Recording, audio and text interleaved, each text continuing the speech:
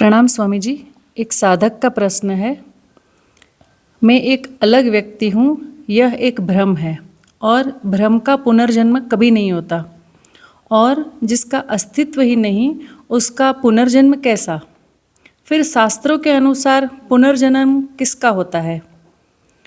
एक नॉर्मल इंसान के पुनर्जन्म में और गौतम बुद्ध के पुनर्जन्म में क्या अंतर है? कृपया मार्गदर्शन करें। पुनर्जन्म किसका होता है?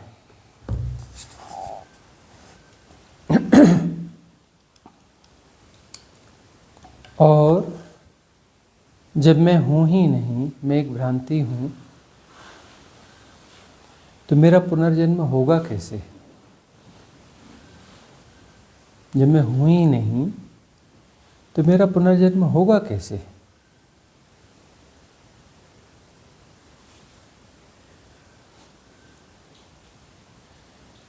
मैं हूँ ही नहीं, ऐसा जो प्रश्न कर रहा है कि मैं हूँ ही नहीं तो मेरा पुनर्जन्म होगा कैसे? क्या उसे स्पष्ट हो गया है कि वह नहीं है? थोड़ा भी हम उससे बातचीत करेंगे तो पता चलेगा कि वह है। उसकी आस्था है, उसका विश्वास है अपने होने पर, अपने नाम रूप पर। होने का अर्थ नाम रूप। वह एसोसिएट है, जुड़ा हुआ है अपने नाम रूप के साथ। अब सैद्धांतिक रूप से यदि वह कहे कि मुझे समझ में आ गया, सैद्धांतिक रूप से, वस्तुतः नहीं, कि मैं तो हूँ ही नहीं, पर जन्म किसका हो रहा है? क्यों हो रहा है? पुनर्जन्म क्यों हो रहा है? फिर तो ये सवाल भी नहीं उठता ना स्वामी। हाँ, फिर ये सवाल नहीं उठता। पर अब यहाँ बात ये आती है ये विश्वास जो है कि मुझे बात समझ में आ गई, यह विश्वास है। विश्वास का मूल्य होता नहीं है, जाना नहीं है। इन्फ्लुएंस जो है, यह भी एक इन्फ्लुएंस ही तो है।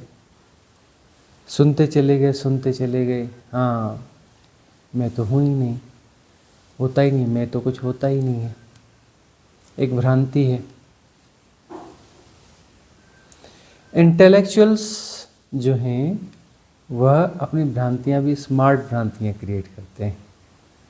उनकी भ्रांतियाँ भी बड़ी स्मार्ट होती हैं। उनकी आत्मवंचना भी बहुत ज़्यादा स्मार्ट होती है। तो तर्क के द्वारा बराबर कहेंगे कि हम समझ गए, बहुत अच्छे से बात कर लेंगे कि मैं तो हूँ ही नहीं। अब ये तर्क कौन कर रहा है, ये आग्रह कौन कर रहा है कि मैं तो समझ गया? वही मैं है, वही मन है ना। वही सेपरेशन जो है आग्रह कर रहा है कि मैं तो समझ गया कि मैं तो हूँ ही नहीं। ये तो गूंगे का गुड़ है। इतने स्पष्ट रूप से कैसे कोई व्यक्ति कहता है कि मैं तो समझ गया कि मैं तो हूँ ही नहीं? कोई झिझक नहीं है उसमें। अब जब मैं हूँ ही नहीं तो मेरा पुनर्जन्म कैसे हो रहा है, क्यों हो रहा है? सारे कन्फ्यूज़न वहीं पर है, द्वैत वहीं पर है, द्वंद्व वहीं पर है। द्वंद्व है, वहाँ कॉन्फ्लिक्ट है, तभी तो प्रश्न उठ रहा है। प्रश्न जो है संकेत देता है कि द्वंद्व है, द्वैत है, डुअलिटी है, मतलब सेपरेशन है अभी। और मन इसी प्रकार से झांसे देता है। अब मैं कैसे समझ सकता है कि मैं नहीं हूं? मैं समझ कैसे सकता है कि मैं नहीं हूं? जब मैं विसर्जित हो जाता है तब वह परम अनुभव होता है कि एक ही है, मैं नहीं हूं। यह कैसे अनुभव होगा? एक ही है, द्वैत गिरेगा। मैं नहीं हूं का अनुभव मैं को कैसे होगा? और जो वननेस का बोध होगा तो वननेस प्रकट होगी, वह एकत्व प्रकट होगा। एकत्व में हम जाएंगे, जिएंगे, एकत्व को जिएंगे और उसका हमें भान होगा एक ही बार। उसके बाद तो उसे जिया ही जाएगा। विसर्जित होते होते होते होते एक बार भान होगा। हाँ, एक बार भान होगा, क्योंकि द्वैत विसर्जित हो रहा है, तो विसर्जित होते होते होते उसे एक भान हो जाएगा कि एकत्व बढ़ रहा है, एकत्व घनीभूत हो रहा है। और जैसे ही विसर्जन हो जाएगा, बात पूरी हो जाती है। कौन मैं, कैसा मैं, है ना? जब मैं रहेगा ही नहीं, कौन, वैसा कोई प्रश्न ही नहीं उठेगा, तो तब फिर जन्म नहीं होगा, तब जन्म और मृत्यु की बात खत्म हो जाती है। लेकिन बोध है, अपने सेपरेशन का बोध है, तो सेपरेशन तो सरवाइव करेगा ही करेगा ना। सेपरेशन को अपने को बनाए रखने के लिए एक्सरसाइज करनी पड़ती है। सेपरेशन एक एक्सरसाइज है, करता है, कृत्य है। और परम सत्य है, वननेस है, वह कोई एक्सरसाइज नहीं है, वह क्रियाहीन है, वह क्रियाहीन है, अकर्ता है, वहाँ कोई कृत्य है ही नहीं, वहाँ कृत्य हो नहीं सकता, द्वैत है नहीं। कृत्य का अर्थ है कि मेरा को सेपरेशन में कुछ कर रहा हूँ मतलब किसी के खिलाफ कर रहा हूँ ना। सारा करना किसी के खिलाफ है, किसी के खिलाफ है मतलब दो हैं, एक मैं हूँ और मैं किसी के खिलाफ हूँ। इवन यदि मैं किसी को प्रेम करता हूँ, मैं यदि किसी को प्रेम करता हूँ, तो सेपरेशन है। और फिर वह जो है, उस प्रेम को भी खंगाल के देख लेना, प्रेम है क्या, वह प्रेम नहीं है।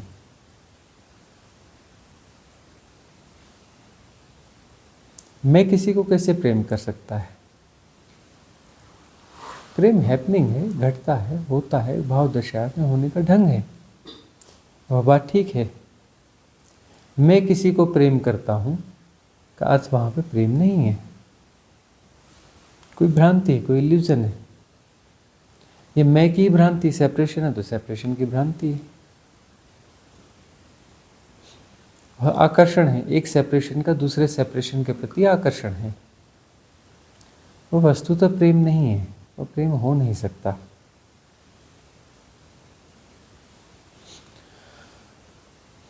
मैं को पता नहीं चलेगा, मैं को पता नहीं चलेगा कि पुनर्जन्म हुआ कि नहीं हुआ, क्योंकि मैं तो होगा ही नहीं। और मैं है, उसे पता चलेगा कि पुनर्जन्म हो रहा है, क्योंकि वह है तो पुनर्जन्म तो लेगा ही लेगा, क्योंकि वो मैं का होना, सेपरेशन का होना एक एक्सरसाइज है। समझना पड़ेगा बार बार कि करने से कर्ता पैदा होता है। यदि कोई एक्सरसाइज चल रही है, उससे सेपरेशन बना हुआ है, उस एक्सरसाइज का परिणाम सेपरेशन है। सारे जो एक्सरसाइज है वह एक सर्कल में है। बहुत सारी एक्सरसाइज है, बहुत सारे सर्कल हैं, और सारे सर्कल्स के बीच में कोई केंद्र बन रहा है। केंद्र वही होगा, उसके आसपास सर्कल होंगे, छोटे बड़े, छोटा सर्कल हो, बड़ा सर्कल हो, कुछ भी हो, केंद्र तो वही होगा, क्योंकि उसकी सिमिट्री सेम होगी। उसकी सिमिट्री में फ़र्क नहीं आएगा कि केंद्र इधर उधर हिलेगा डुलेगा। सारे जो सर्कल्स हैं, सारी अवधारणाएं हैं, सारे मैंपन के आग्रह हैं, अलग अलग तरीके के आग्रह हैं। बहुत सारे आग्रहों का जोड़ मैं है। आग्रह एक नहीं है, बहुत सारे आग्रह। बहुत सारे आग्रहों का जोड़ जो है, एक वह केंद्र है। बहुत सारे आग्रहों के कारण जो साइकिल्स बन रहे हैं, जो एफर्ट के साइकिल्स हैं, उसके कारण मैं नाम की कोई भ्रांति है, कोई केंद्र है, बन रहा है। आग्रह के विसर्जित होते ही केंद्र विसर्जित हो जाएंगे, और जब केंद्र विसर्जित हो जाएगा, जाएंगे नहीं, जाएगा, एक ही है, केंद्र दो नहीं है। आग्रह बहुतेरे हैं, केंद्र एक ही है। कोई भी आग्रह डिजॉल्व होता है तो हल्कापन महसूस होता है, अच्छा महसूस होता है, मतलब स्पेस क्रिएट हुआ, मुक्ति भाई, मुक्ति। मुक्ति का अर्थ और कुछ नहीं है। हमारी जो एक्सरसाइज है वह विड्रा हो रही है, जितनी विड्रा होगी उतना हम हल्का, निर्भर और मुक्त महसूस करेंगे, क्योंकि हमने खुद को जो है गोल घेरों में बांध रखा है, अपनी फेंसिंग खुद कर रखी है और बहुत सारी फेंसिंग कर रखी है। तो उस फेंसिंग के पार हम खुद नहीं जा पाते, क्योंकि फेंसिंग हमारी खुद की है और हम उसे खुद बचा रहे हैं, हम उसे क्रिएट कर रहे हैं, उसको बचाने के लिए हम लगे हुए हैं। तो उसके पार जो है जाना ही नहीं चाहते, हम तो उसे बचा रहे हैं। लेकिन किसी कारणवश कोई फेंसिंग डिज़ॉल्व हो जाती है तो हमारे पास स्पेस बढ़ गया, स्पेस बढ़ गया तो मुक्ति महसूस होती है, अच्छा महसूस होता है, निर्भर महसूस होता है। और जैसे जैसे हमारी अवधारणाएं विसर्जित होती हैं हमारा स्पेस बड़ा होता चलता है, और सारी अवधारणाएं यदि विसर्जित हो गई तो उसके साथ केंद्र भी विसर्जित हो जाता है। यदि कोई भी अवधारणा शेष है तो वहाँ केंद्र है, केंद्र है तो केंद्र की यात्रा रहेगी। तो आग्रह जो है, आग्रहों का जोड़, वह समूह जो है जन्म लेता है, केंद्र उसका कॉमन है। तो स्वामी जी, इस सेपरेशन में अगर इतनी एक्सरसाइज है और हमें समझ भी आती है तो फिर भी हम एक्सरसाइज क्यों कर रहे हैं? क्योंकि हमें लगता है हमें समझ में आ गई बात, समझ में आई नहीं है, इसीलिए इसी को तो माया कहते हैं कि हमें लगता है कि हमें सब पता है। वही हम कहते हैं ना, वह जो हेड कुक था रेस्ट हाउस का, और हम वहाँ बैठा करते थे पेड़ के नीचे, टेबल कुर्सियाँ लगा के, मिलने जुलने वाले आते थे और वो पीछे आके खड़ा हो जाता था। कोई भी ऐसी चर्चा होती थी, गूढ़ चर्चाएं, आध्यात्मिक चर्चाएं, तो पीछे से उसका तुरंत कमेंट आ जाता था कि हाँ, आत्मा परमात्मा सब एक है, आत्मा परमात्मा सब एक है, आत्मा परमात्मा सब एक है ना? वह किसी बात को ज़्यादा गहरे नहीं जाने देता था, क्योंकि गहरे जाने पर उसे डर लगता था, बात को वहाँ ख़त्म करना चाहता था कि आत्मा परमात्मा सब एक है, और वहाँ से हटता भी नहीं था। उसे हमने बुलाया भी नहीं हुआ होता था, ज़बरदस्ती आके पीछे खड़ा हो जाता था और कहता था कि आत्मा परमात्मा सब एक है। और इन्हीं का दूसरा प्रश्न है कि एक नॉर्मल इंसान के पुनर्जन्म में और गौतम बुद्ध के पुनर्जन्म में क्या अंतर है? नॉर्मल व्यक्ति का जो पुनर्जन्म है वो अपने सारे आग्रहों को समेटे हुए, बचाए हुए, उसकी एक्सरसाइज बहुत तेज है। उसकी एक्सरसाइज क्या है? कि सारे आग्रहों को, धारणाओं को बचाए रखना, उसे अपडेट करना और बचाए रखना। तो पूरा का पूरा समूह जो है जाके जन्म लेता है। अब गौतम बुद्ध जो हैं, गौतम बुद्ध का तो पुनर्जन्म नहीं होता, लेकिन गौतम बुद्ध पिछले जन्म में जैसे भी थे और गौतम बुद्ध के रूप में जन्मे। पिछला जन्म था उनका, पिछले जन्म की उनकी साधना थी, लेकिन वह फिर से जन्मे।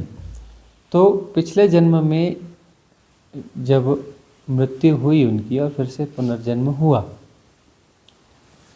उसमें क्या फ़र्क है?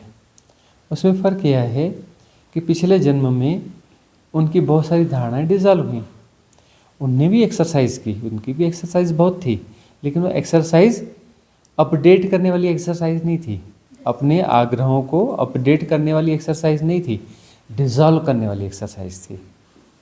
यह भी एक्सरसाइज ही है, साधना भी एक एक्सरसाइज है, और क्या है ना? बंधन को बांधने के लिए भी एक्सरसाइज है, बंधन को खोलने के लिए भी एक्सरसाइज है, एक्सरसाइज तो है। तो उनमें यह फ़र्क है, साधक में और संसारी में फ़र्क क्या है? कि साधक एक्सरसाइज कर रहा है अपनी सारी अवधारणाओं को, अपने सारे आग्रहों को बचाए रखने के लिए, अपने सारे पैटर्न्स को बचाए रखने के लिए, उनको अपडेट करता है, मजबूत करता है और नए पैटर्न भी क्रिएट करता है। और साधक भी एक्सरसाइज करता है कि जितने पैटर्न्स हैं पुराने, उसमें कितने डिज़ॉल्व हो सकते हैं उन्हें डिज़ॉल्व कर दूं और नए पैटर्न ना बनाऊं। तो सम्यक समझ जो है वो हमें मुक्त करती है अवधारणाओं से। मुक्ति कोई और नहीं है, सिर्फ अवधारणाओं से मुक्ति है। मेरी मुक्ति हो गई, या मुक्त होके मैं कहीं पहुंच गया, कि मुक्त होके स्वर्ग मिलेगा, कि मुक्त होके मोक्ष मिलेगा, ऐसा कुछ भी नहीं है कि मुक्त होकर के मैं कहीं पहुंच जाऊंगा। अरे मुक्त होकर के कहीं जाओगे इसका मतलब तुम तो मुक्त हुए ही नहीं, तुम हो। तुम्हारा होना ही बंधन है, तुम एक बंधन हो। और यदि तुम हो तो आग्रह विसर्जित नहीं हुए, आग्रह बचे हैं, क्योंकि केंद्र जो है बगैर परिधि के हो नहीं सकता। और अनंतता जो है, इन्फिनिटी जो है, वह परिधि रहित है।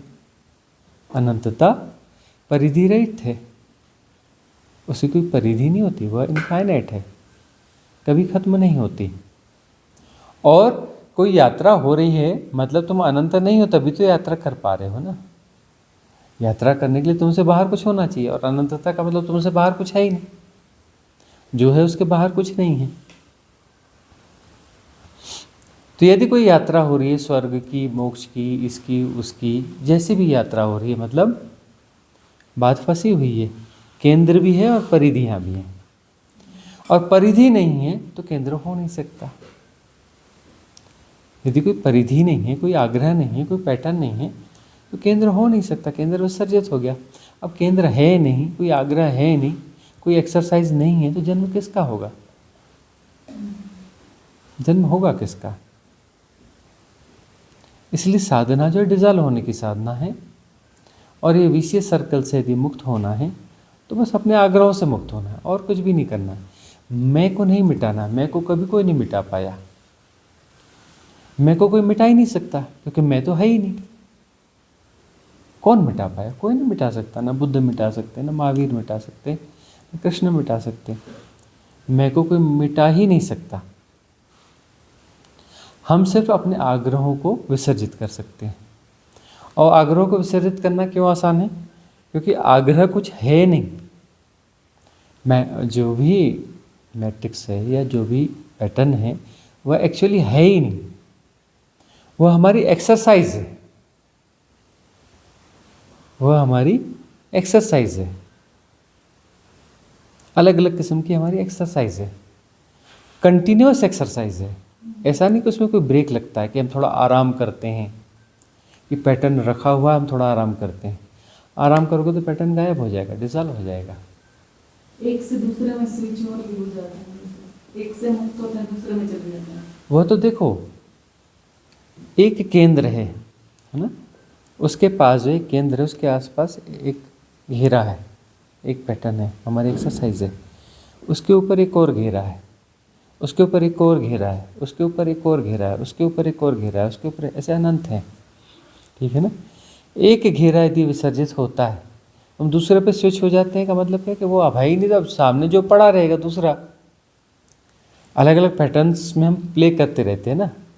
कोई भी पैटर्न यदि डिसॉल्व होता है तो एक थोड़ा स्पेस क्रिएट होता है, तो प्ले तो चलेगा, लेकिन वह वाला प्ले तो खत्म हो गया ना। अगला प्ले चलेगा, अगला प्ले चलेगा, अगला प्ले चलेगा, सारे प्ले जो है वो खत्म हो गए, तो प्ले, खेल खत्म हो गया ना। खेल तब तक है जब तक वह सर्कल्स हैं और हमारी उनकी एक्सरसाइज है, पैटर्न्स बने हुए हैं। अब पैटर्न्स डिसॉल्व हो गए तो अब कोई वे बचा ही नहीं जहाँ पर प्ले हो सके। प्ले के लिए कोई सर्कल चाहिए ना, कोई सर्कल हमने बचाया ही नहीं। सर्कल बचाया नहीं तो प्ले कहाँ से होगा? और सर्कल नहीं बचा तो फिर सेंटर कहाँ से बचेगा? सेंटर बचेगा कहाँ से? कोई भी हमने सेंटर क्रिएट नहीं किया, हमने सिर्फ एक सर्कल क्रिएट किया। कोई एक सर्कल क्रिएट करो, उसमें सेंटर बनाने की जरूरत नहीं है, उसमें सेंटर है, इनबिल्ट है उसके होने के ढंग में, और वह एक्चुअली नहीं है। वह है लेकिन एक्चुअली नहीं है, क्योंकि सर्कल है तो फिर उसमें सेंटर आभासित होगा, आभासित होगा, वह उसे संतुलित करेगा। और वहाँ पर कोई शक्ति काम कर, उसके आसपास शक्तियाँ काम कर रही हैं और वहाँ पे शक्ति काम नहीं कर रही है और वो धुरी बनता है। वो केंद्र जो है धुरी बनता है और उसके आसपास पूरी शक्तियाँ काम करती हैं, क्योंकि कोई भी सर्कल है तो उसमें बीच में एक ऐसा पॉइंट होता है जहाँ पर जो प्रक्रिया रहित होता है, जो कि प्रक्रिया रहित होता है, वहाँ पर कुछ हो नहीं रहा होता है ना, और उसके आसपास सब कुछ हो रहा होता है। सेंटर का मतलब है कि वहाँ जो है कुछ भी नहीं हो रहा है, लेकिन उसके आसपास सब कुछ हो रहा है। और तब उसे हम कहते हैं इल्यूजनरी बीइंग, फॉल्स आइडेंटिटी। वहाँ मेरे होने का कुछ भ्रम पैदा होता है, एक भ्रांत सत्ता पैदा होती है। क्यों? क्योंकि उसका गुणधर्म वही है ना, सत्ता वाला गुणधर्म ही तो है कि वहाँ पर जो कुछ नहीं हो रहा है। कुछ नहीं होना, कुछ नहीं करना, वह जो है सत्ता का भ्रम देता है। ठीक है ना? और बनी वो किसके परिप्रेक्ष्य में है? उस सर्कल के परिप्रेक्ष्य में, उस आग्रह के परिप्रेक्ष्य में। और आग्रह जो है, कोई भी आग्रह प्रचालित होगा उसके लिए धुरी तो चाहिए ना। और धुरी क्या होगी? न करना। न करने से ही करना पैदा होता है। संभालेगा तो न करना ना, बैलेंस तो वही करेगा ना। सारा करना न करने पे डिपेंड है। यदि न करना ना हो तो करना हो नहीं सकता। सारा करना, सारी एक्सरसाइज उस न करने पर डिपेंड है, वहीं से वो बैलेंस होता है। इसलिए जो है वह बोध होता है सत्ता का, वो एक धुरी है। और इसलिए हम कहते हैं कि साक्षी को भी अंततः जाना चाहिए, क्योंकि साक्षी जो है उसका गुणधर्म तो वही है कि वह कुछ नहीं कर रहा है। उसके आसपास सब चल रहा है लेकिन वो कुछ नहीं कर रहा है और वो जान रहा है, वह जान रहा है, जानना हो रहा है। लेकिन वह जो जानना हो रहा है उस जानने में ससीमता है। वही जान रहा है जो उसके आसपास प्ले हो रहा है, वही जान रहा है। वो फॉल्स जो बीइंग क्रिएट हो गई और उसके आसपास जो एक्सरसाइज है, वो सारी एक्सरसाइज जो है वह मन है। मन अपने आप में, मन भी काफ़ी बड़ी चीज़ होता है क्योंकि वहाँ बहुत सारी एक्सरसाइज है। अच्छा, बड़ा क्यों होता है मन? क्योंकि देखो, वह जो अनंत है, असीम है, चेतना अनंत है, असीम है। उस चेतना की सतह पर चल रहा विचलन मन है। जब चेतना अनंत है तो उसकी सतह भी अनंत है ना, और उस पर हो रहा विचलन भी वैसा ही होगा। तो मन, बहुत गौर से देखो तो मन भी अनंत ही है, अनंत ही है, क्योंकि अनंत में सब कुछ अनंत होता है। अनंत में सब कुछ अनंत होता है। सारे डायमेंशन पैरेलल हैं और सब अनंत हैं। सारे डायमेंशन पैरेलल हैं और सब इनफाइनाइट है, सब अनंत हैं।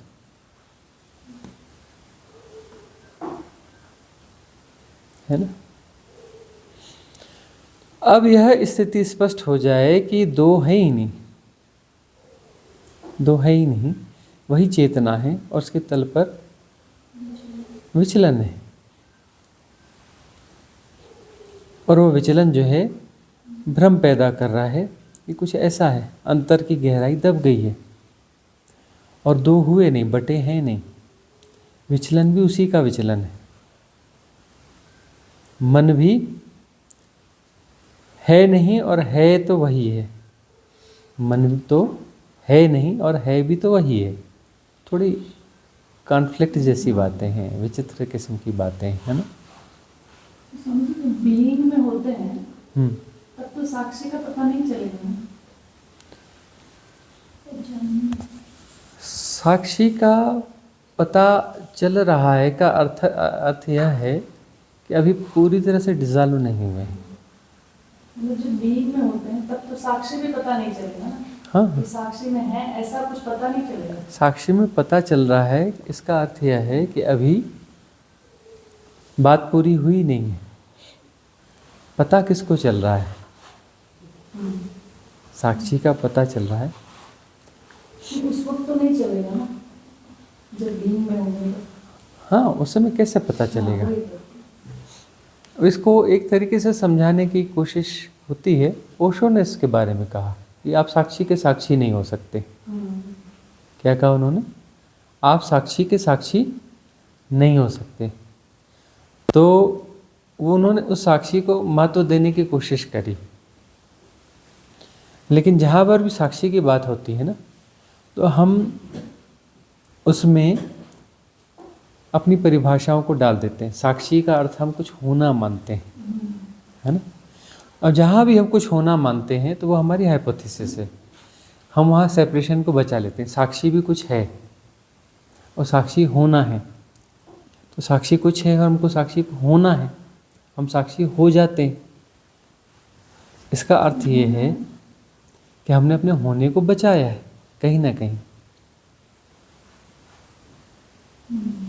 तो उनका इशारा कुछ और था। साक्षी को वो कहा होगा उन्होंने, किसी कृष्ण के परिप्रेक्ष्य में कहा होगा कि कृष्ण ने जो हाइट दी थी उस समय वो काम करी। अब तो हमने परमात्मा और ये वो सारे शब्द करप्ट कर दिए हैं, साक्षी शब्द भी करप्ट कर दिया है। और ये स्वाभाविक है। करप्ट कर दिया मतलब कुछ गलत किया ऐसा नहीं है। कोई भी नया शब्द आज गढ़ा जाएगा, कुछ समय बाद वो भी करप्ट हो जाएगा, क्योंकि मन की प्रक्रिया ही ऐसी है। उसकी प्रक्रिया ही ऐसी कि उन शब्दों को, उसके गूढ़ार्थ को वो करप्ट कर देता है। यदि करप्ट न कर रहा होता तो एक उपनिषद काफ़ी था, एक वेद वाक्य काफ़ी था, एक उपनिषद का वाक्य काफ़ी था। बार बार नए नए उपनिषद क्यों बनाने, क्यों गढ़ने पड़ते हैं, क्यों गढ़ने पड़ते हैं? और जब पुराना सब कुछ था तो नए बुद्ध पुरुषों की जरूरत क्या है? जरूरत क्या है? तो वह लीला का हिस्सा है कि वह करप्ट होंगे। करप्ट होंगे तब नए ढंग से फिर से कहा जाएगा, है ना। एक पेड़ है, वह पेड़ उभार रहा है आकाश को। कुछ भी है, कोई भी क्रिएशन है, वह तो आकाश को उभारने के लिए। एक पेड़ है, वह आकाश को उभार रहा है। बाजू में दूसरा पेड़ है, वह भी आकाश को उभार रहा है। बहुत गौर से देखो तो वह, उसके उभारने का ढंग अलग है, इसके उभारने का ढंग अलग है। उभर आकाश ही रहा है, उभरता आकाश ही है, लेकिन इसके उभारने का ढंग है अलग है, उसके उभारने का ढंग अलग है। सारा सौंदर्य आकाश का सौंदर्य है, हमें लगता है पेड़ का सौंदर्य, हमें लगता है पेड़ का सौंदर्य। पेड़ का सौंदर्य नहीं, सारा सौंदर्य आकाश का सौंदर्य है। और वह पेड़ उसे उभारने की कोशिश कर रहा है, तो पेड़ और आकाश एक हो जाते हैं। क्योंकि पेड़ के कारण वह सौंदर्य उभरा, तो हमें पेड़ का सौंदर्य लगता है आकाश का सौंदर्य। उभारने के ढंग अलग अलग हैं, इसलिए हर पेड़ का सौंदर्य थोड़ा अलग अलग लगता है, क्योंकि उभारने का ढंग जो है थोड़ा अलग है, लेकिन उभरता वही है, उभरता वही है। सब ढंग का भेद है। तो इस प्रकार से बात चलती है।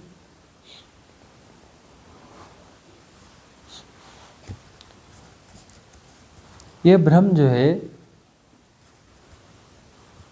यह भी भ्रम है, साक्षी, क्योंकि इसमें हमने कुछ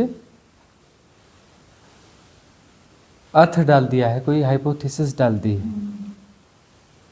इसीलिए हम कहते हैं साक्षी को जाना चाहिए, आत्मा को जाना चाहिए, परमात्मा को जाना चाहिए, क्योंकि हमने सब कुछ करप्ट किया हुआ है।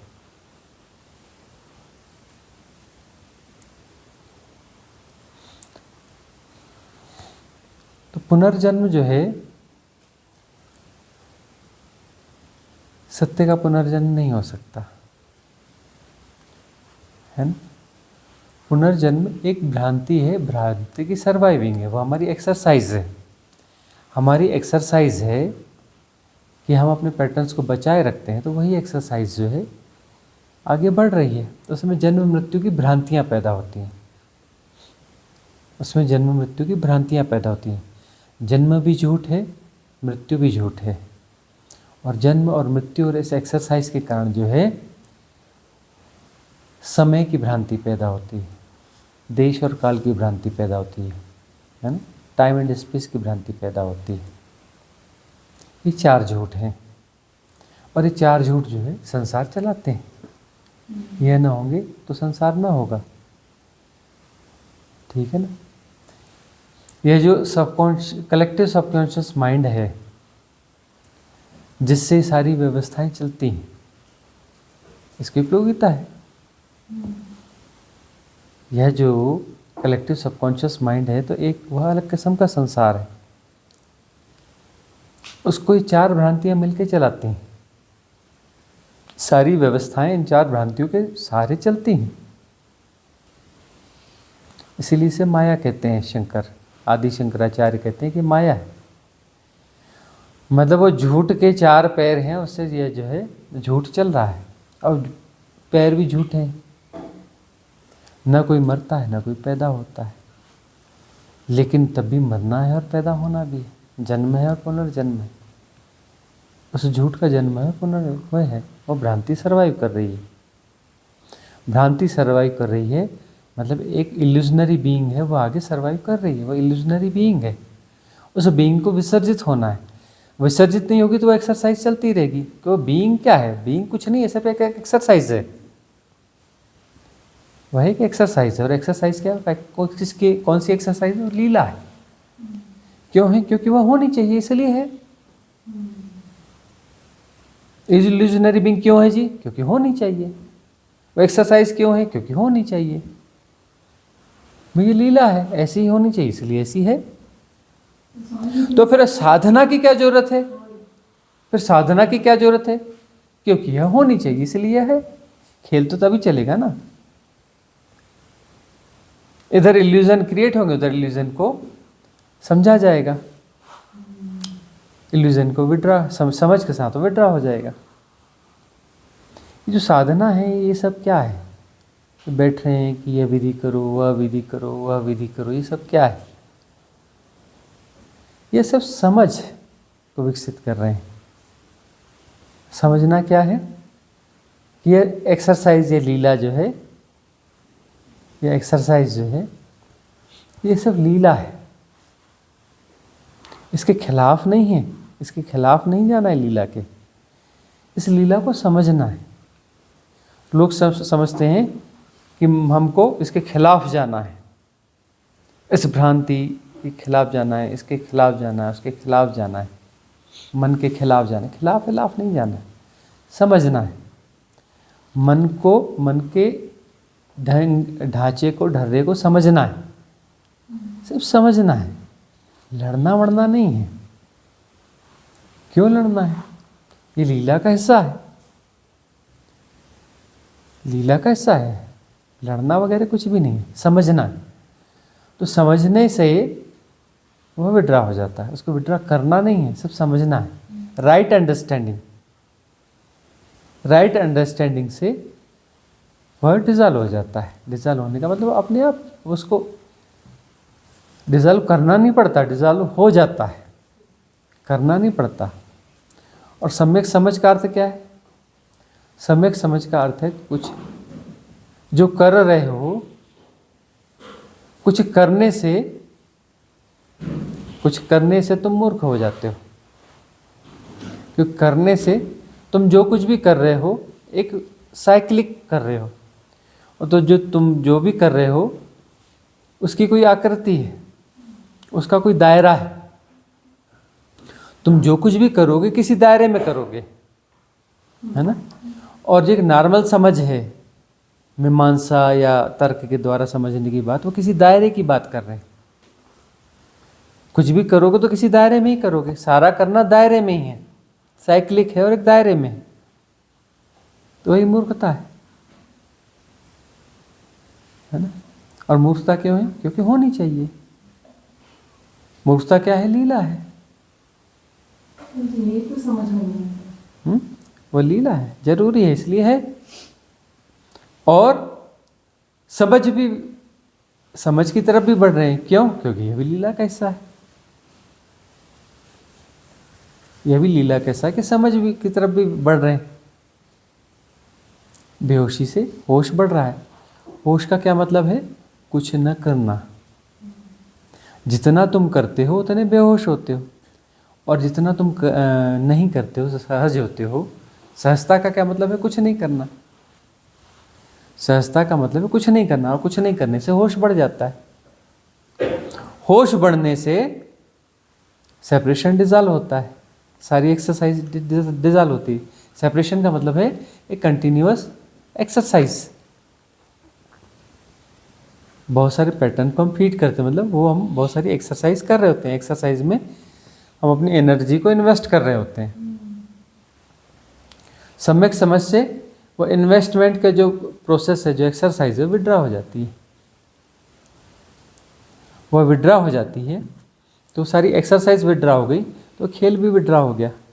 जो साइक्लिक खेल थे वो साइक्लिक खेल भी विड्रॉ हो गए। न करने से सब ठीक हो जाता है, करने वाले सब बिगाड़ देते हैं। करने से वह सर्कल जो है चलते रहते हैं, चलते रहते हैं, चलते रहते हैं। वह लीला चलती रहती है। और जैसे ही हम न कुछ नहीं करते तो विसर्जित हो जाती है, क्योंकि वो हमारा करना ही था ना। देखो, बहुत गौर से देखो, शिव कौन है? वो वाले कैलाश मानसरोवर वाले शिव की बात नहीं कर रहे हैं, उनकी देशना की बात कर रहे हैं। हम कैलाश मानसरोवर वाले शिव की देशना की बात कर रहे हैं। शिव की बात नहीं कर रहे, उनकी देशना की बात कर रहे हैं। उनकी देशना को, उसने जो बात कही, उसको भी हम शिव कहते हैं। उसको भी हम शिव कहते हैं। उनकी जो देशना है उसका नामकरण भी हम शिव ही, उसका भी नामकरण हमने शिव किया हुआ है। क्यों? क्योंकि इनके प्रति सम्मान है। इन्हें शिव के प्रति सम्मान इतना ज़्यादा है कि उनकी देशना को भी हम शिव ही कहते हैं। उन्होंने जो इशारा किया, जिस तरफ इशारा किया, उसको हम शिव कहते हैं। तो शिव कौन है? जो अजन्मा है, शाश्वत है, निर्गुण है, निराकार है, देश काल के पार है ना? और वह जो है आंदोलित है। उसके होने का ढंग है। वह जो है अविचल है और वह आंदोलित है। वह निर्गुण है और गुणात्मक हो गया है।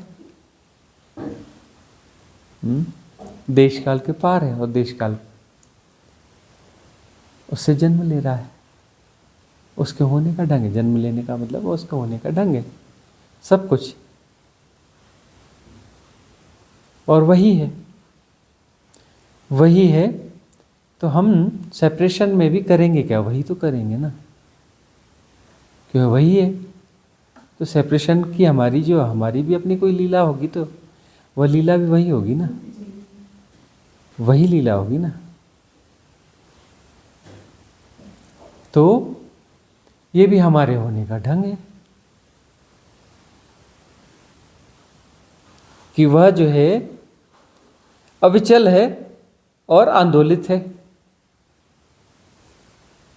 तो हमारा एक सेपरेशन है, उसका कोई केंद्र है जो अविचलित है और आंदोलित भी है। तो आंदोलित यह लीला है। तो जब हम ठहर जाते हैं तो अपने मूल स्वरूप में आ जाएंगे। मूल स्वरूप यानी वो जो हमारा शिव तत्व। ठहर जाएंगे तो अपने मूल स्वरूप में आ जाएंगे। बात इतनी सी है। एक हमारा होने का ढंग है ठहरा होना, एक हमारा होने का ढंग है आंदोलित होना। दोनों हमारे ढंग हैं, दोनों हमारे ढंग, और दो है ही नहीं हुआ, दो है ही नहीं हुआ। तो अब जो है भ्रांति हो गई है, तो उस भ्रांति को समझना है। भ्रांति को समझना है तो अब जो है, जो आंदोलन है, उस आंदोलन को सहयोग करना बंद कर दिया। सहयोग करना बंद कर दिया तो सेपरेशन वाली जो लीला है वो विसर्जित हो गई। सेपरेशन वाली लीला जो है विसर्जित हो गई। विसर्जित हो गई तो हम मूल स्वरूप में आ गए, मतलब वहाँ पहुँच गए। और उसके बाद में हमारे होने का ढंग है, वह तो है ही। मतलब वहाँ पर भी फिर कोई सी सेपरेशन के तहत जो हो रहा है वह नहीं, फिर पूरा विराट, जो विराट आंदोलन है, फिर आंदोलन कौन सा हो जाएगा? विराट आंदोलन। अभी आंदोलन भी जो ना क्षुद्र आंदोलन हो गया है। हाँ, ये क्षुद्र आंदोलन है। उसके बाद फिर वो हमारे होने का ढंग विराट आंदोलन है। फिर हम निर्गुण हैं और गुणात्मक हैं, निर्गुण भी हैं, गुणात्मक भी हैं,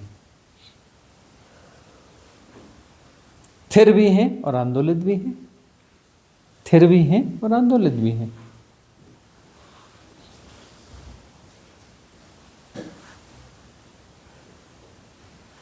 निराकार भी हैं और आकारों का खेल भी खेल रहे हैं।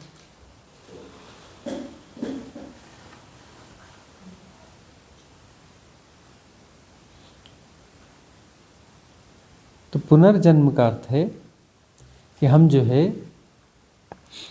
उस छोटे खेल को हम आगे बढ़ाए रखना चाहते हैं। तो साधना का अर्थ है कि छोटा छोटा छोटा करके बहुत हो गया, ये छोटा खेल जो है इसको हम विड्रा कर रहे हैं ताकि पूरा खेल जो है वह जाना जाए, पूरा खेल जाना जाए। ये छोटा छोटा खेल हो गया, वापस वहीं पहुंचते हैं जहां से हमने खेल शुरू किया था। वहां पहुंच जाते हैं और खेल शुरू किया था का अर्थ क्या है कि खेल तो शाश्वत है, शुरू हुआ नहीं है, कभी शुरू हुआ नहीं।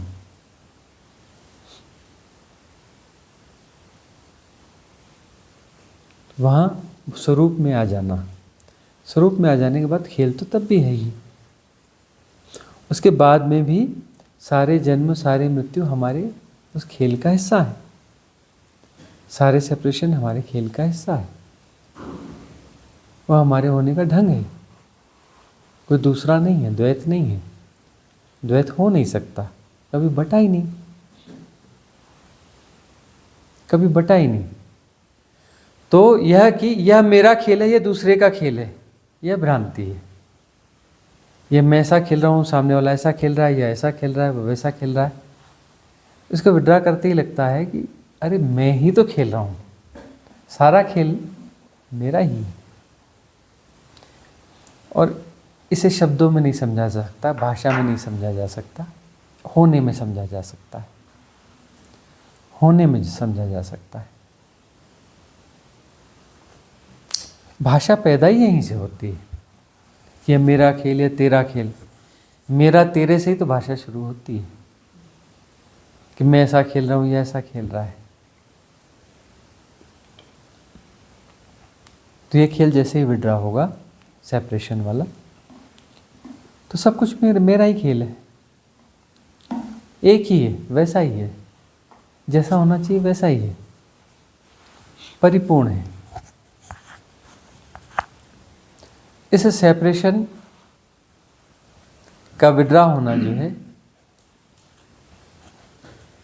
ये हमारे लिए दुखदाई होता है, क्योंकि हम को लगता है कि मेरा क्रिएशन है तो मेरा मरेगा, इसलिए वहाँ पे भय पैदा होता है, वो साहस पैदा करना होता है मरने का। तो जब हम मरेंगे, मरेंगे का अर्थ जब भ्रम मिटेगा तो मरने का बोध होगा। ये मेरा खेल है तेरा खेल है, अरे मेरा तेरा खेल नहीं, खेल है, सिर्फ मेरा तेरा खेल नहीं, खेल है। तो मेरा खेल जब बिटेगा तो ऐसा लगेगा कि मैं मर रहा हूँ, और मैं मरूंगा तब तो ना बात बनेगी। मैं यदि मैं बचूंगा तो मैं बचेगा तो तू भी बचेगा, मेरा तेरा फिर खेल चलता रहेगा, सेपरेशन नहीं चलेगा।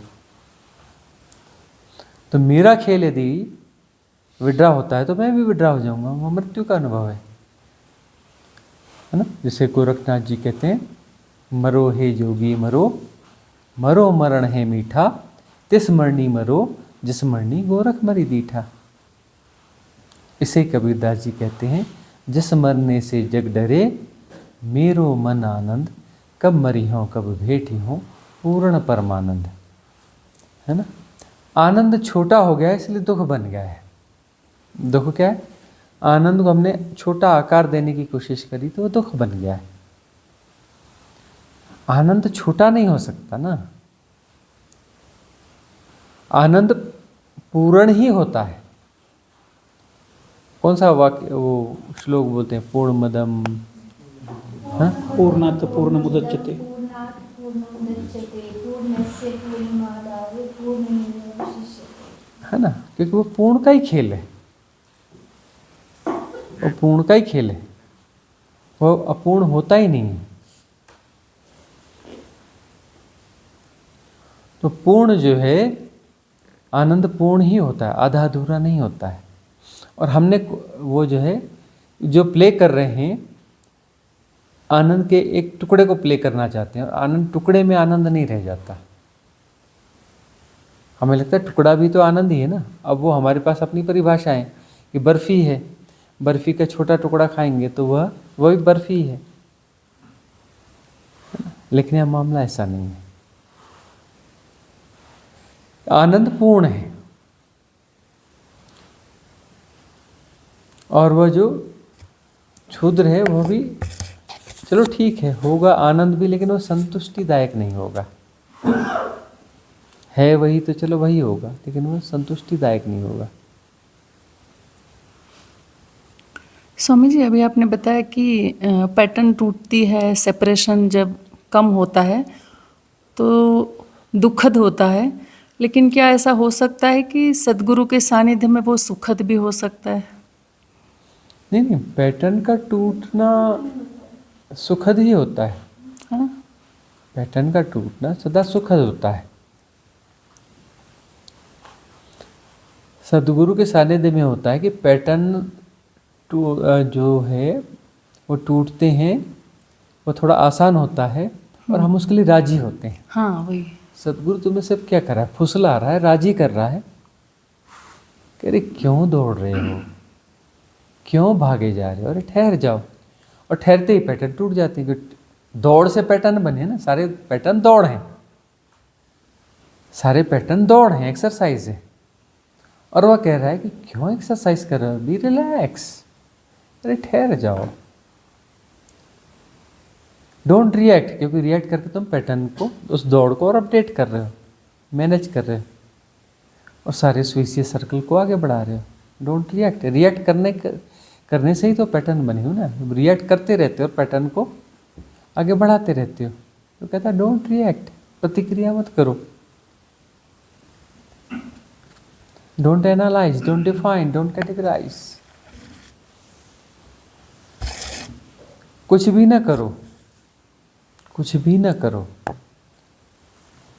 रिलैक्स। रिलैक्स होते ही तुम केंद्र में आ जाते हो, और जैसे ही तुम रिलैक्स होते हो और केंद्र में आते हो तो केंद्र भी विसर्जित हो जाता है, वह मृत्यु का अनुभव घटित होता है। क्योंकि केंद्र भी खिलाफ है उस अनंतता के। केंद्र का अर्थ है उस अनंतता के खिलाफ है वो। और केंद्र सरवाइव नहीं कर सकता यदि उसके पास आसपास परिधियां ना हो। तो जैसे ही तुम केंद्र में पहुंचते हो, परिधियों में चक्कर मार रहे हो, परिधियां विसर्जित हो गई तो तुम केंद्र में आओगे। केंद्र में आते ही केंद्र विसर्जित होता है। तो केंद्र जब डिसॉल्व होता है तो वह पूर्ण परमानंद का बोध होता है। वहाँ पर पूर्ण परमानंद, उसे समाधि कहते हैं, उसे मुक्ति कहते हैं। कि वहाँ पर जो है एक अलग ही किस्म का आनंद फलित होता है, और वह पूर्णता है। और पूर्णता का अपना, पूर्णता तो आनंद ही है ना। पूर्णता में आनंद होता है ऐसा नहीं, पूर्णता आनंद ही है। आनंद को पूर्णता कहते हैं, पूर्णता को आनंद कहते हैं, पूर्णता को परमात्मा कहते हैं, परमात्मा को पूर्णता कहते हैं। जो भी कह लो, सिर्फ पूर्णता ही है वह, उसे शून्य कह लो। कि पूर्णता में कुछ हाइपोथेसिस घुस जाती है, परिपूर्ण होंगे, पूर्ण होंगे, ऐसे होंगे, यह होगा, फलाना होगा, है ना। इसलिए ज़्यादा सुंदर शब्द लगता है शून्य, कि वहाँ सब कुछ इन्फिनिटी है, और कोई आग्रह नहीं, वहाँ कुछ कहने सुनने की कोई बात ही नहीं, शून्य यानी बस हो गया, फील करो। पूर्ण का मतलब, पूर्ण में फिर कल्पना में चल जाओ, यह भी वह भी, ऐसा वैसा, यह वह, है ना। पूर्ण बोलने में खतरा आ जाता है। और शून्य में क्या, आंख बंद करो और जीना चालू कर दो। उससे उस प्रोजेक्शन की जरूरत ही नहीं। शून्य में क्या प्रोजेक्ट करोगे, पूर्ण के साथ तुम प्रोजेक्ट करना चालू कर देते हो। तो पूर्ण शब्द ने पहले कभी काम किया होगा, ऐसा नहीं कि नहीं किया होगा, तभी तो इतने वेद वाक्य सूत्र वाक्य बने हैं। इसने काम किया होगा ना। अब स्थिति दूसरी हो गई, हमारी परिकल्पनाएं बहुत हो गई। बहुत सारे ऐसे, एक कोई स्कूल का बच्चा था, 2 बच्चे थे और उसके मम्मी पापा, स्कूल पढ़ने वाले बच्चे, उसके 2 मम्मी पापा, और हम ऐसे कहीं गए थे जंगल में पिकनिक में, बच्चे थे। अब वहाँ पर जो है जंगलों को देखा, पहाड़ों को देखा, यह देखा वह देखा, ठीक है पिकनिक हो गई, शाम हुई, रात हुई, तारों को देखा, चांद को देखा, यह देखा। वह छोटे छोटे बच्चे जो है तारों को देख के बताने लगे कि यह फलाना तारा है। तारा मतलब ऐसा कोई वो थोड़ी ना होता है, बोले वो अपना विस्फोट हुआ है और उसमें से वो ऊर्जा निकल रही है और वह जलता हुआ तारा है। सूर्य भी तो कोई सूर्य थोड़ी ना है, वो तो एक तारा है। चंद्रमा है, चंद्रमा ये थोड़ी ना एक ग्रह है, इसमें कोई रोशनी थोड़ी ना है। वो यही जो है रिफ्लेक्ट होती है रोशनी, सूर्य की पड़ती रिफ्लेक्ट होती है वाली रोशनी, इसकी अपनी रोशनी थोड़ी ना है। ऐसे वो जो है सारी वो वैज्ञानिक तथ्य जो रट्टा मारे हुए वो सब बताने लगे। मैं कहा बेटा वह छोड़, तुझे ये चंद्रमा ऐसा ऐसा दिखता है कि चंदा मामा दिखता है। बोले चंदा मामा मामा नहीं होता। अच्छा ऐसा ऐसा होता है, चंदा मामा नहीं होता ना, नहीं होता। ये सूर्य ऐसा नहीं ऐसा है ना, ऐसा है। उसने सारी परिभाषाएं कही। उन परिभाषाओं को कहने में सौंदर्य को उसने मार दिया। सारी परिभाषाएं सौंदर्य को मार देती हैं। और परिभाषाएं जो शिक्षा है, शिक्षा से परिभाषा पैदा होती है ना। तो सारी शिक्षा जो है वो पतन का कारण है। सारी शिक्षा पतन का कारण है। वो बांध रही है परिभाषाओं में। यह पेड़ है, आम का पेड़ है, तो उसमें परमात्मा कैसे देख पाओगे? तो परमात्मा कहाँ से? परमात्मा थोड़े ना है, वह तो पेड़ है, ये आम का पेड़ है, कहाँ से परमात्मा हो जाएगा? आम का पेड़ परमात्मा हो जाएगा? ये तो चंदा है, ये मामा कैसे हो जाएगा? चंदा है, चंदा का मतलब क्या है? चंद्रमा का मतलब क्या होता है? वह जो एक टुकड़ा था धरती का, वो टूट के अलग हो गया था और वो इसकी परिक्रमा करता है।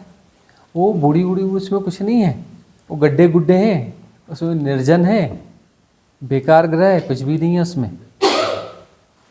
वो बेकार ग्रह, उसमें कुछ भी नहीं है। उजाड़ सा ग्रह है चंद्रमा, उपग्रह है, उपग्रह उजाड़ है, कुछ भी नहीं है उसमें। और चंद्रमा पर लिखने वालों ने लाखों कविताएं लिख दी, गीत लिख दिए, है ना, गजलें लिख दी। और छोटा सा बच्चा जो है उंगली उठा के बोलता है चंदा मामा, मामा चंदा मामा। चंदा मामा दूर के, पूरी पकाएं पूर के, आप खाएं थाली में, मुन्ने को दें प्याली में, है ना। अब वह जो है उसमें कितनी गीता है, कितनी सुंदरता है, क्या सौंदर्य है। और सौंदर्य यदि जाग रहा है, सौंदर्य बोध जाग रहा है, तो विकास है। सौंदर्य बोध का जागना यानी तरल होना है, संवेदनशीलता का विकास है। संवेदनशीलता के विकास से सौंदर्य बोध होता है। यदि संवेदनशीलता मरी हुई होगी तो सौंदर्य बोध नहीं होगा। तो बच्चे जो थे ना, दिख रहे थे बच्चे, बच्चे नहीं थे। बच्चों का तो मामा होता है, चंदा मामा। मामा तो है नहीं, तो बच्चे भी नहीं थे। जब मामा ही नहीं हुआ तो भांजे कहाँ से आएंगे, है ना, बच्चे कहाँ से आएंगे? वो मरे हुए मुर्दा बच्चे थे, मुर्दा थे। उनमें कोई संवेदनशीलता नहीं थी, उन्होंने रट्टा लगाया हुआ था, मुर्दा थे, मरे हुए। अब इस मरे हुए बच्चों में क्या उम्मीद करोगे कि इसमें कोई परमात्मा खेलेगा? सौंदर्य का बोध जो है, सौंदर्य का बोध जब विकसित होता चला जाता है, विकसित होता चला जाता है, परम हो जाता है, परमात्मा हो जाता है। सौंदर्य बोध की यात्रा परमात्मा की यात्रा है, पूर्णता की यात्रा है। सौंदर्य बोध पूर्ण हो गया, बोध को परिपूर्ण होना है ना, सौंदर्य के माध्यम से परिपूर्ण हो जाए। बोध की परिपूर्णता की तो साधना है ना। साधना क्या है? बोध खंड खंड में टुकड़े टुकड़े हो गया, सेपरेशन को जी रहा है। बोध परिपूर्ण हो जाए, सौंदर्य के माध्यम से हो जाए, तो प्रकृति मार्ग है, सौम्य द्वार है, परमात्मा का मार्ग है। क्यों बुद्ध, महावीर, कृष्ण ये सब जो है जंगलों में जाते हैं, जंगलों में रमण करते हैं, ऋषि मुनि जंगलों में रहते हैं, नदियों को, पहाड़ों का आनंद लेते हैं। वो तो बड़ी तकलीफ झेलते हैं जी, है ना।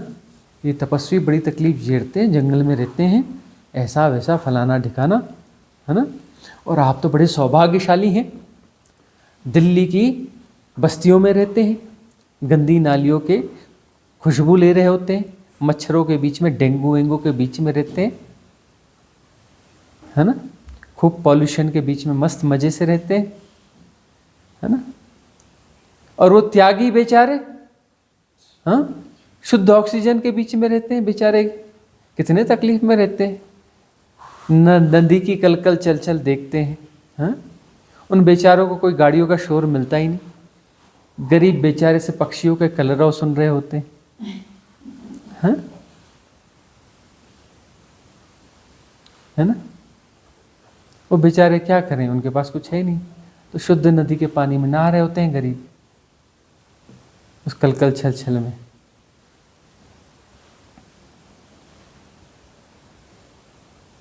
उनको क्या है, वो ऑर्गेनिक कंदमूल और वो मिलते हैं, फल वगैरह, गरीब बेचारे।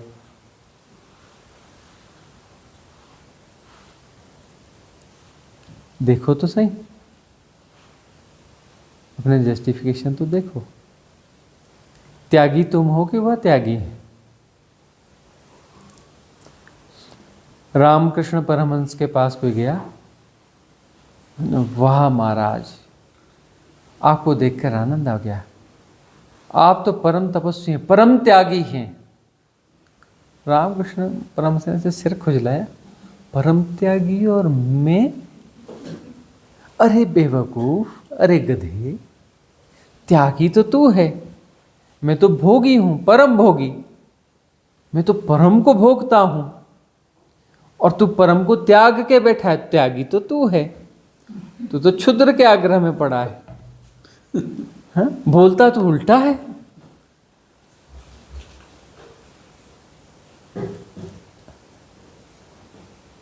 समझ का विकास और कुछ नहीं, समझ मुक्त करती है, समझ मुक्त करती है भ्रांतियों से। तो सारी मुक्ति जो है ना, सब भ्रांतियों से मुक्ति ही मुक्ति है, और कोई मुक्ति उक्ति कुछ नहीं है। और भ्रांतियों से मुक्ति मुक्ति है, मतलब फंसे हुए हो ही नहीं, लेकिन फंसने की एक्सरसाइज नौटंकी कर रहे हो। फंसे हुए हो नहीं, लेकिन फंसने की एक्सरसाइज कर रहे हो। अपनी एक्सरसाइज विड्रॉ कर लो, मुक्ति हो गई, मुक्ति हो गई। अपनी एक्सरसाइज विड्रॉ करनी है। ये सारा जन्म मृत्यु पुनर्जन्म जो है, उस एक्सरसाइज का जन्म मृत्यु है। तुम इसे कंटिन्यू करना चाहते हो, ठहराओ, ठहर जाना मुक्ति। मुक्ति का कोई अर्थ नहीं।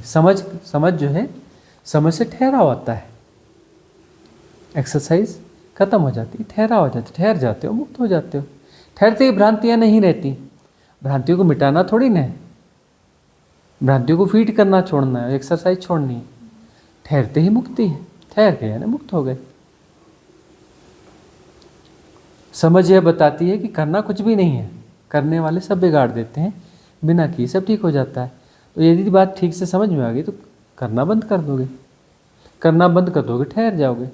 ठहर गए यानी मुक्त हो गए, भ्रांति विड्रा हो गई, विसर्जित हो गई। भ्रांति थी मतलब जो है ही नहीं, जो है ही नहीं। हम आग्रह करते हैं ऐसा है ऐसा है ऐसा है ऐसा है, वो है ही नहीं।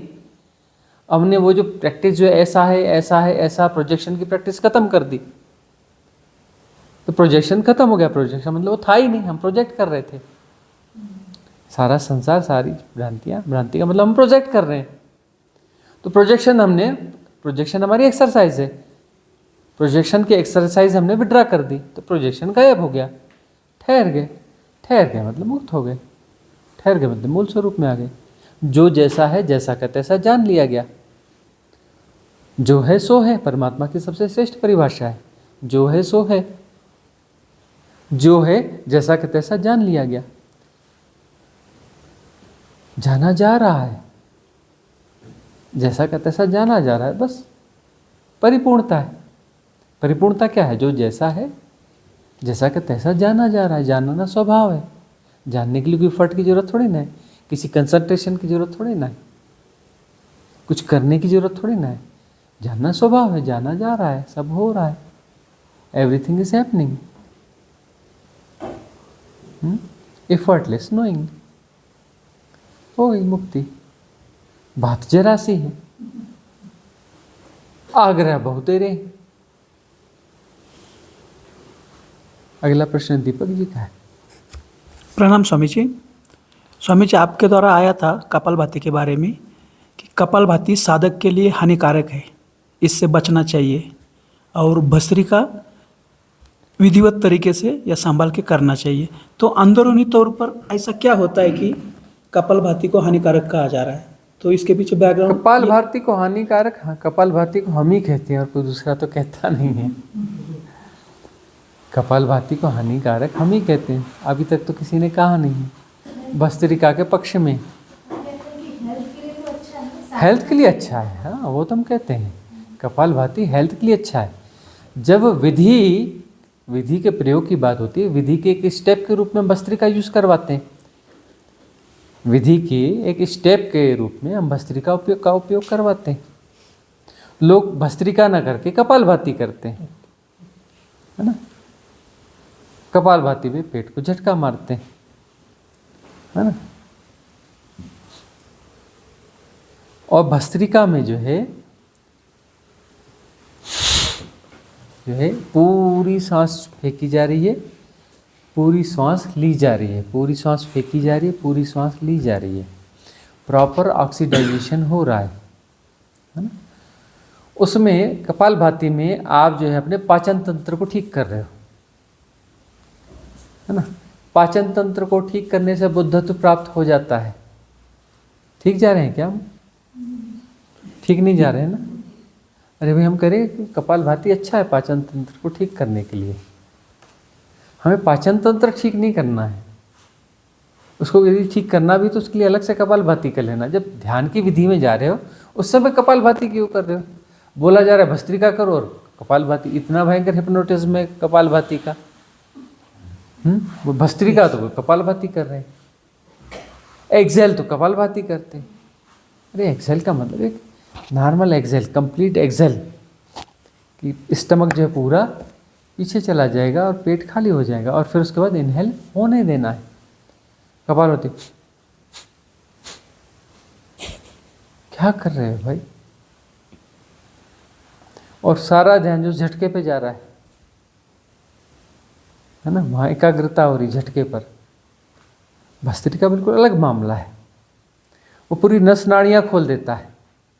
भस्त्रिका जो है पूरी नस नाड़ियाँ, पाचन तंत्र को ठीक नहीं करता, पूरी नस नाड़ियों को खोल देता है।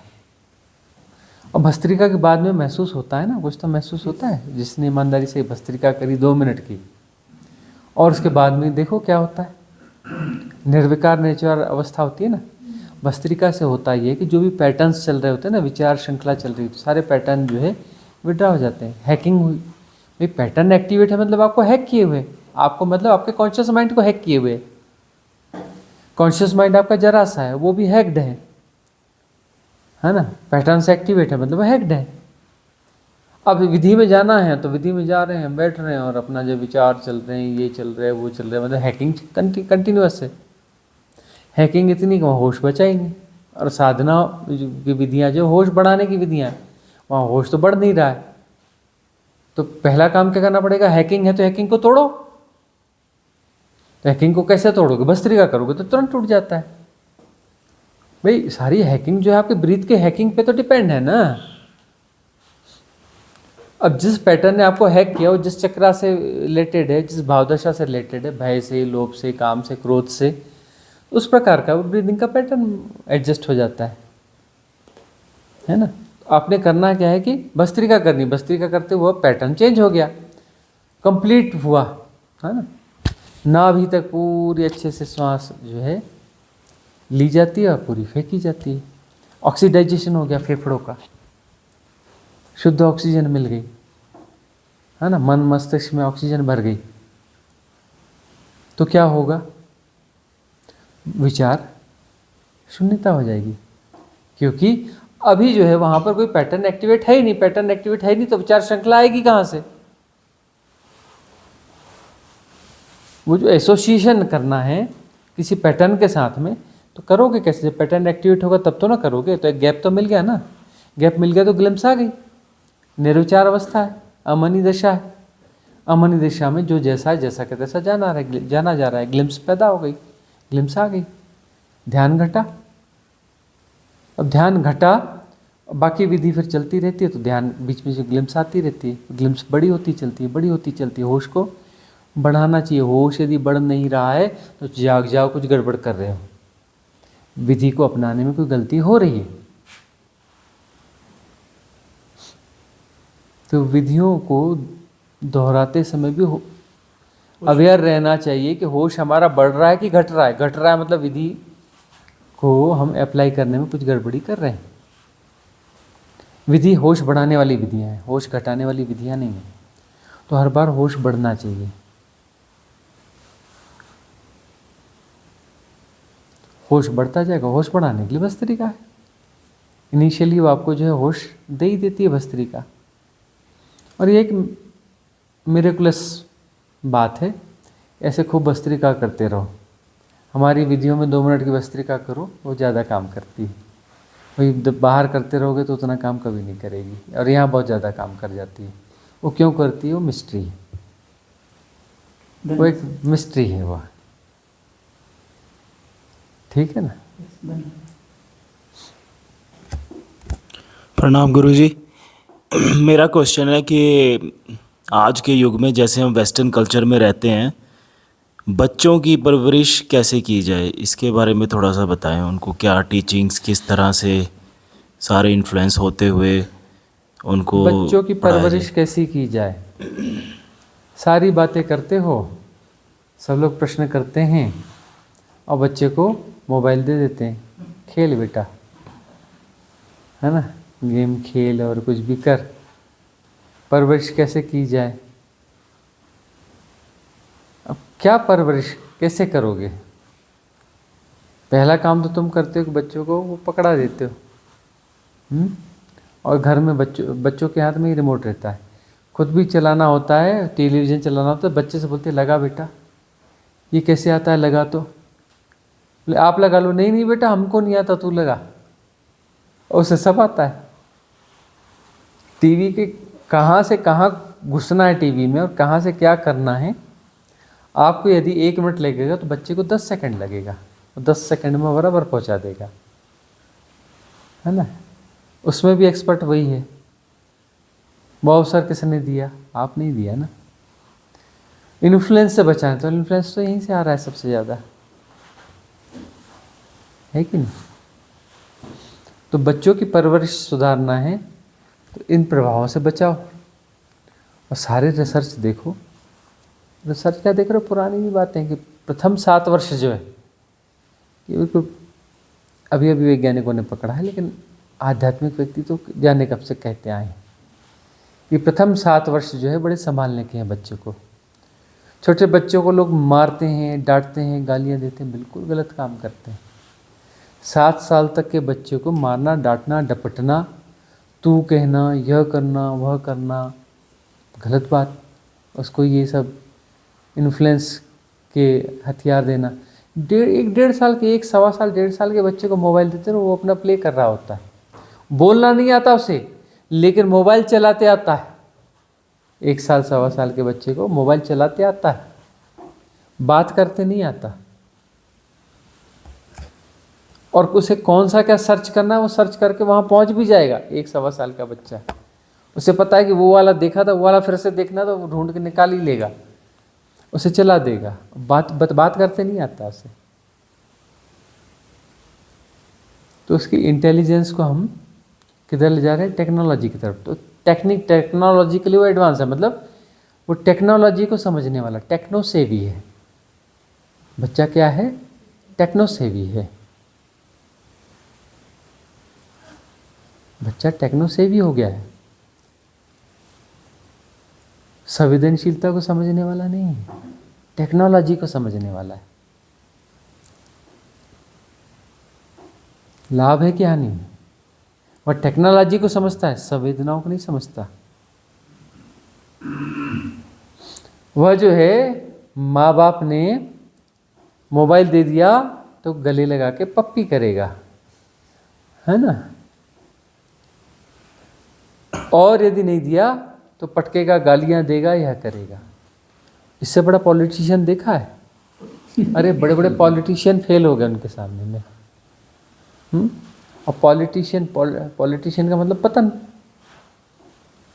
जो पॉलिटिशियन हो गया वो पतित हो गया, आध्यात्मिक दृष्टि से पतित माना जाता है। जो पॉलिटिशियन है वो आध्यात्मिक दृष्टि से पतित माना जाता है, क्योंकि रिलायबल नहीं रहा, वह उसमें सहजता नहीं रही, वो गुणागणित में बहुत आगे निकल गया। पर वो तो बड़े बड़े पॉलिटिशियन इन बच्चों के सामने फेल हैं। उनकी हरकतें तो देखो आप, उनका सारा प्रेम जो है इस पर निर्भर है, दिखावटी प्रेम। प्रेम का मतलब वो नहीं, नकली प्रेम, 100% नकली प्रेम। इस पर निर्भर है कि कैसे आप उसके अनुकूल चलते हैं। उसके प्रतिकूल गए और वह आपके खिलाफ हुआ, और वह जो है कुछ गड़बड़ की आपने तो वह चीखेगा, चिल्लाएगा, रोएगा, और आप दूसरे कमरे में चले गए, चुप होकर के देखेगा। उसका वो सब मतलब 100% नौटंकी में जी रहा है वह। स्मार्ट बच्चा बोल रहे हैं ना, स्मार्ट मशीन है।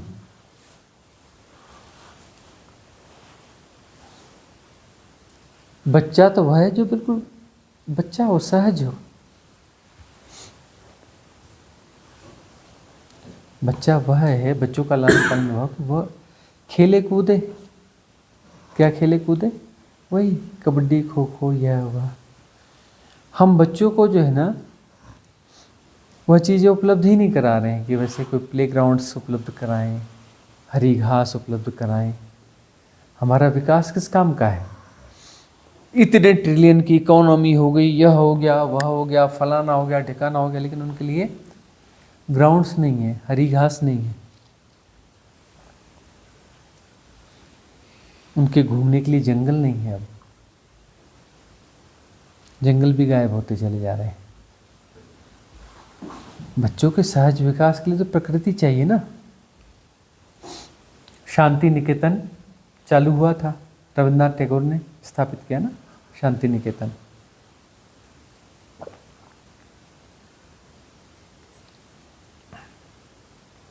शहर के बाहर हरियाली, पेड़ पौधे। तो रविन्द्रनाथ टैगोर बैठे हुए हैं अपनी कक्षा में। कक्षा कहाँ लगती है? पेड़ के पास, पेड़ के नीचे।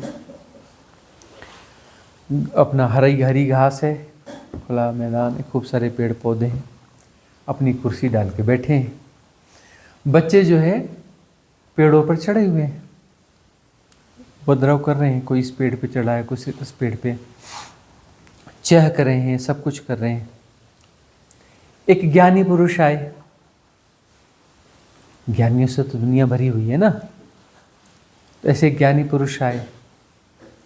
उन्होंने देखा दृश्य कि कैसी क्लास चल रही है,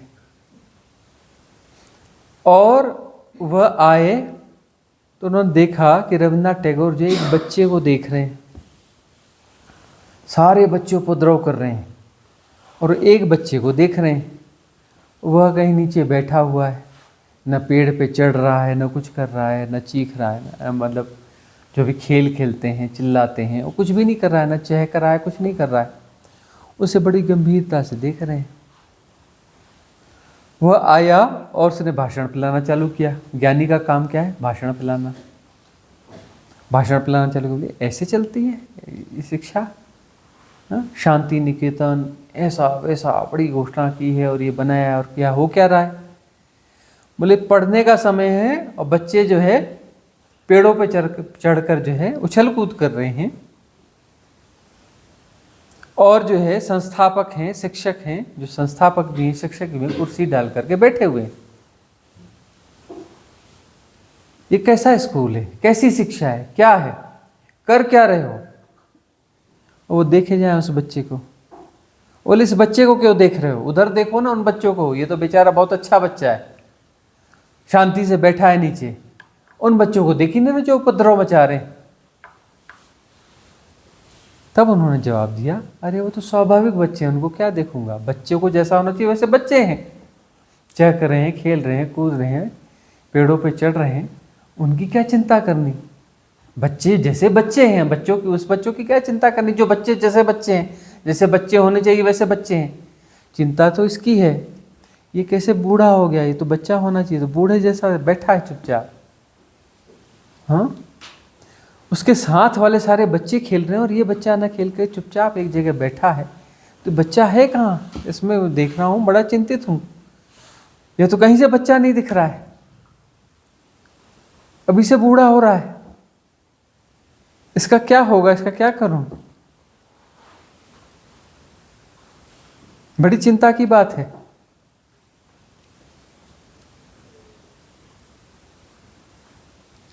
तो उसका सही लालन पालन कर रहे हो तो देखो उसमें बच्चा है, बच्चा बच्चे जैसा है कि नहीं है? पॉलिटिशियन तो नहीं हो गया है। बच्चे को बच्चे जैसा हो जाने दो। यदि बच्चा बच्चे जैसा है तो निश्चिंत रहो।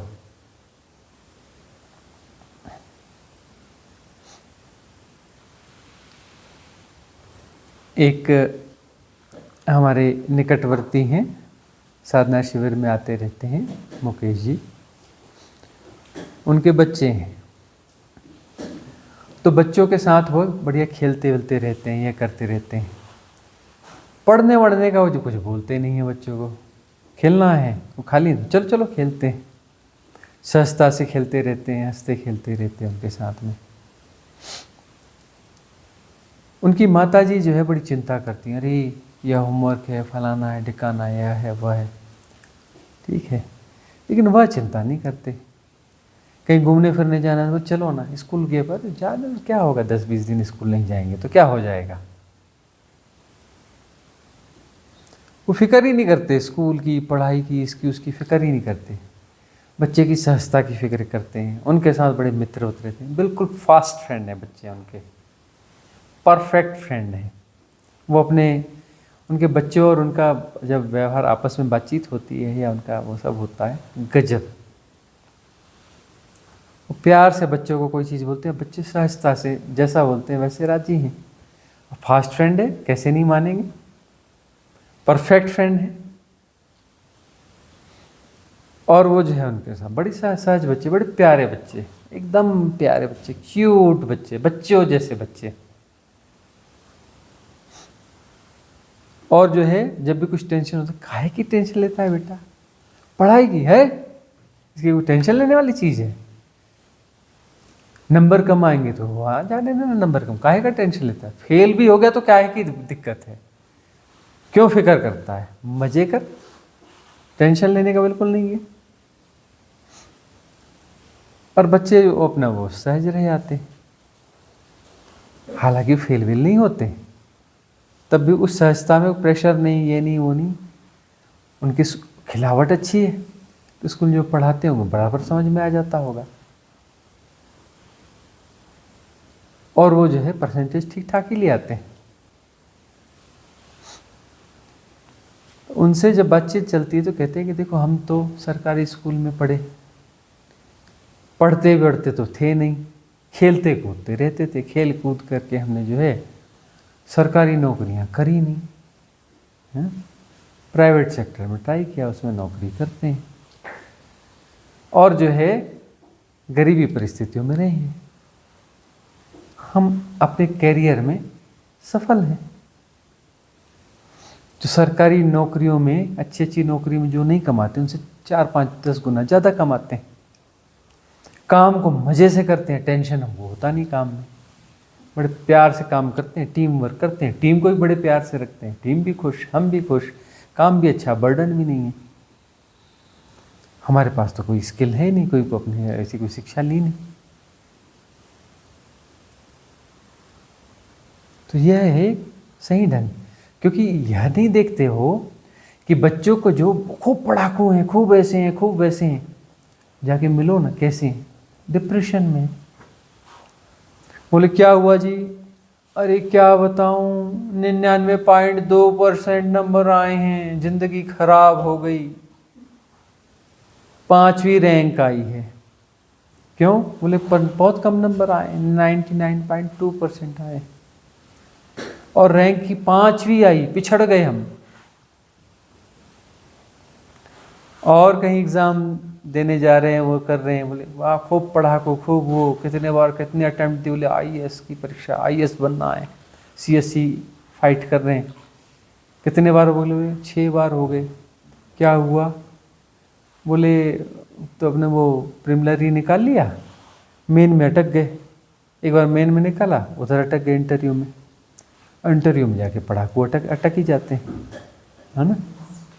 और जो अच्छी अच्छी कंपनियां हैं वो देखती कितना 99.4% यह परसेंट।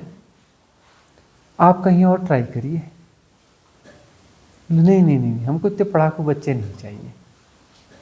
थोड़ी बातचीत करते हैं, अरे ये तो प्रैक्टिकल ही नहीं है, यह क्या काम करेगा, यह डिसीजन कैसे लेगा? किताबों से डिसीजन आते हैं। तो वह ढूंढ रहे हैं कि एवरेज बच्चे आए, लेकिन दुनिया में सक्सेस हो, मतलब डिसीजन लेते आता हो, निर्णय लेते आते हो। अब वो बच्चे पढ़ाकू खूब है, निर्णय लेते आता ही नहीं, छोटा सा भी निर्णय नहीं ले सकते, डगमगा जाते हैं। किस शिक्षा की बात कर रहे हो? गीजू भाई की शिक्षा की बात करो ना, जिस पे पूरा यूरोप चल रहा है आजकल, अमेरिका चल रहा है। गीजू भाई वाधेका सन 1800 कुछ या 1700 कुछ कितने में उनका जन्म हुआ था, है ना। और उनकी संस्था अभी भी चल रही है। अंग्रेजों ने उनकी जो भी शिक्षा पद्धतियां हैं, उनकी किताबें हैं, गीजू भाई ग्रंथमाला, उसका शुरू में ट्रांसलेशन कर लिया और चुपचाप उसको इम्प्लीमेंट कर दिया, और कुछ ऐसा किया कि उनकी शिक्षा यहाँ पर बढ़ ना पाए। गुजरात में कुछ छोटे मोटे जगह में ही है। अब जाके गवर्नमेंट को होश आया और अब जो है खेल खेल में शिक्षा और यह और वह इसको बढ़ावा दिया जाए। गीजू भाई वाधेका अब जाके समझ में आ रहे हैं हमारी सरकार को, अब तक समझ में ही नहीं आए, और अब भी समझ में आए तो आधे अधूरे ही समझ में आए, पूरी तो समझ में अभी भी नहीं आए। उस पर कोई फिल्म भी बन गई, तारे जमी पर, गीजू भाई वाधेका उस आधार पे बनी।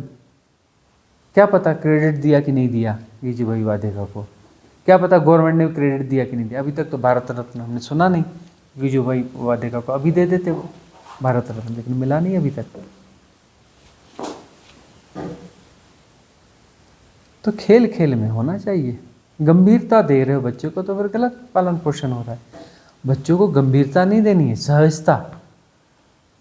सहजता सिखानी है। राइट एजुकेशन जो है, राइट लालन पोषण ये है कि बच्चों को सहजता देनी चाहिए। हम भी तो जंगल में पढ़े हैं, जंगल के स्कूलों में पढ़े हैं, सरकारी स्कूलों में टाट पट्टियों में बैठ के हम भी तो पढ़े हैं, वहीं से तो हम आए हैं। हम किसी भी वीआईपी स्कूल में नहीं पढ़े हैं। आदिवासियों के इलाकों में रहे, आदिवासी बच्चों के साथ पढ़े पढ़े हैं, बड़े हैं, वहीं से उठ के हम आए। किसी भी वीआईपी स्कूल में नहीं पढ़े। फीस हमारी वही रही है, कभी वो देनी भी पड़ी है तो 2-4 रुपये 5 रुपये साल भर की फ़ीस। आगे हो गए तो 16 रुपये की फ़ीस भी हमने दी है फिर साल भर की, साल के 16 रुपये।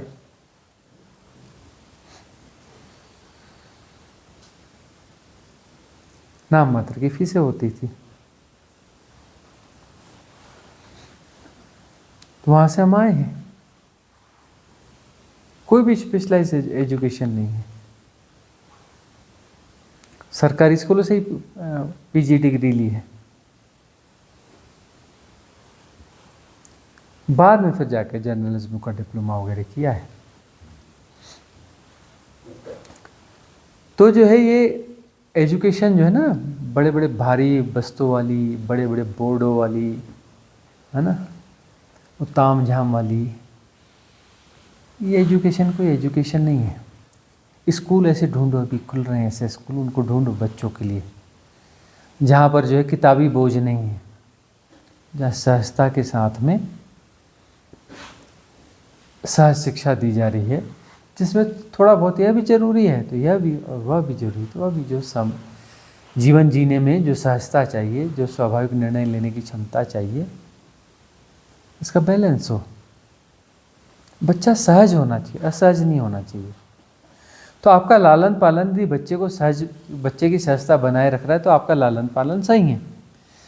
यदि आपके लालन पालन में ऐसा कुछ है कि बच्चे में सहजता घट रही है तो फिर सावधान होने की ज़रूरत है। फिर से खंगालो अपने आप को, झंझोड़ो अपने आप को और फिर से देखो बच्चे का लालन पालन हमें कैसा करना है, क्या परिवर्तन की ज़रूरत है, उसमें सहजता का विकास हो रहा है या नहीं हो रहा है।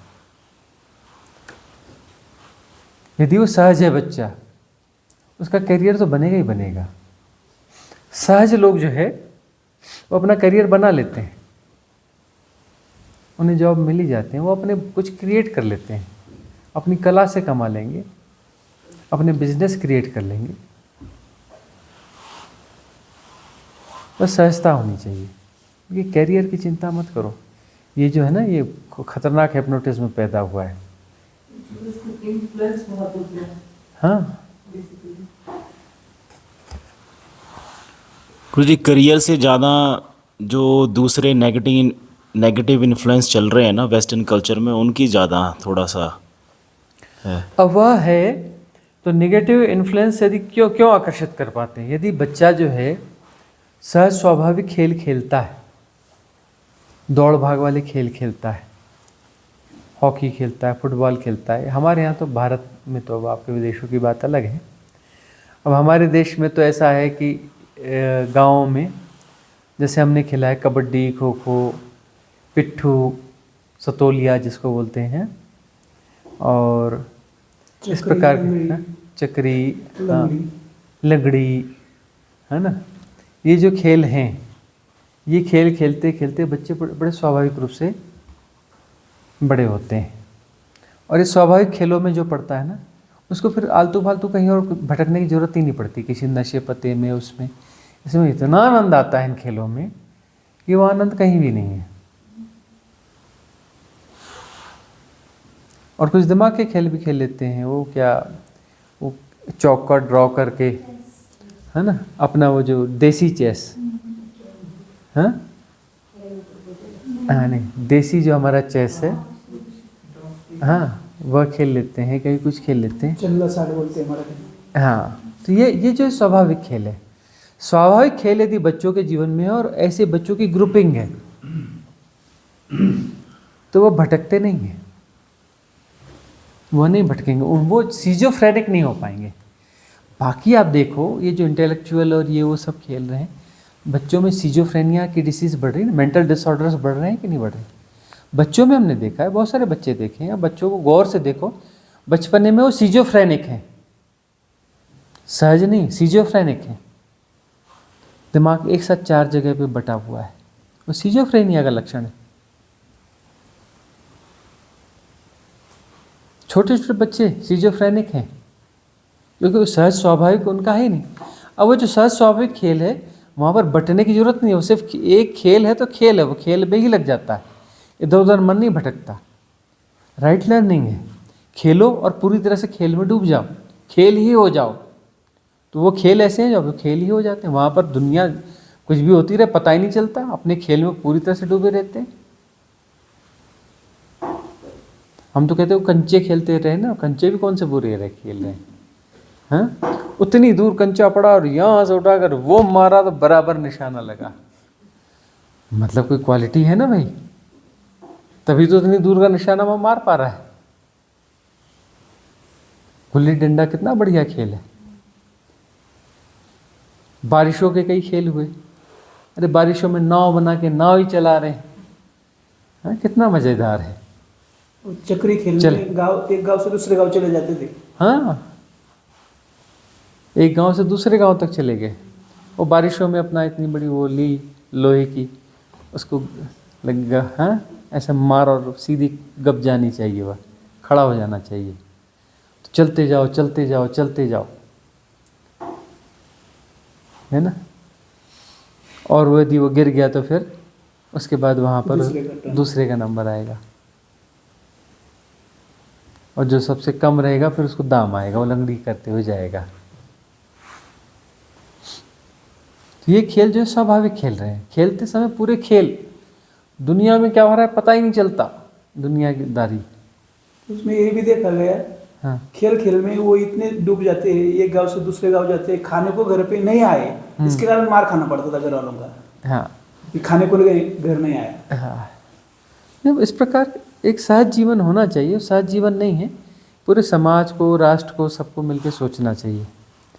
छुट्टियों में तो, गर्मी की छुट्टियों में दोपहर का भोजन हम भी नहीं करते थे, कि सब लोग इकट्ठे हो जाते थे, जंगल चले, जंगल के गांव में ही रहते थे, जंगल ही, गांव के अंदर भी जंगल था, घने जंगल में चले जाते थे, है ना। जेब में नमक मिर्च की पुड़िया बनाई, डाली, चले। कोई एक बच्चा कहीं से चाकू जुगाड़ करके रख लेगा, कुछ डंडे रखे और चले, ये फल तोड़, वो फल तोड़, ये कंद निकाल, वो कंद निकाल, है ना। पानी पीना है, झरने हैं, नदियां हैं जंगली, वहाँ पानी पी लो और अपना खाते पीते रहो। कौन रूटीन का खाना खाएगा? इतने फल इंतजार कर रहे हैं, इतने कंदमूल इंतजार कर रहे हैं, माचिस भी रख लेते थे। कुछ फल, कुछ ऐसी चीज़ें होती थी जिनको पत्ते इकट्ठा करके जलाना पड़ता था कंदों को, सिक गए फिर फोड़ो फिर खाओ, यही काम था। दिन सुबह, बस सुबह से निकल गए तो शाम को ही वापस आना है, नहाना धोना नदी में ही हो जाएगा। वह जीवन जो है सहज जीवन रहा है, वह जीवन जो है सहज जीवन रहा है। तो सहज जीवन दिया जाना चाहिए बच्चों को, तो उससे सीजोफ्रेनिया नहीं होगा। सीजोफ्रेनिक बच्चा नहीं है, कोई व्यक्ति सीजोफ्रेनिक नहीं है तो वो अपना करियर बना ही लेगा, वो अपना करियर बना ही लेगा, क्योंकि बटा हुआ नहीं है। वो छोटा सा भी धंधा करेगा, उस धंधे को वो ऊपर तक ले जाएगा।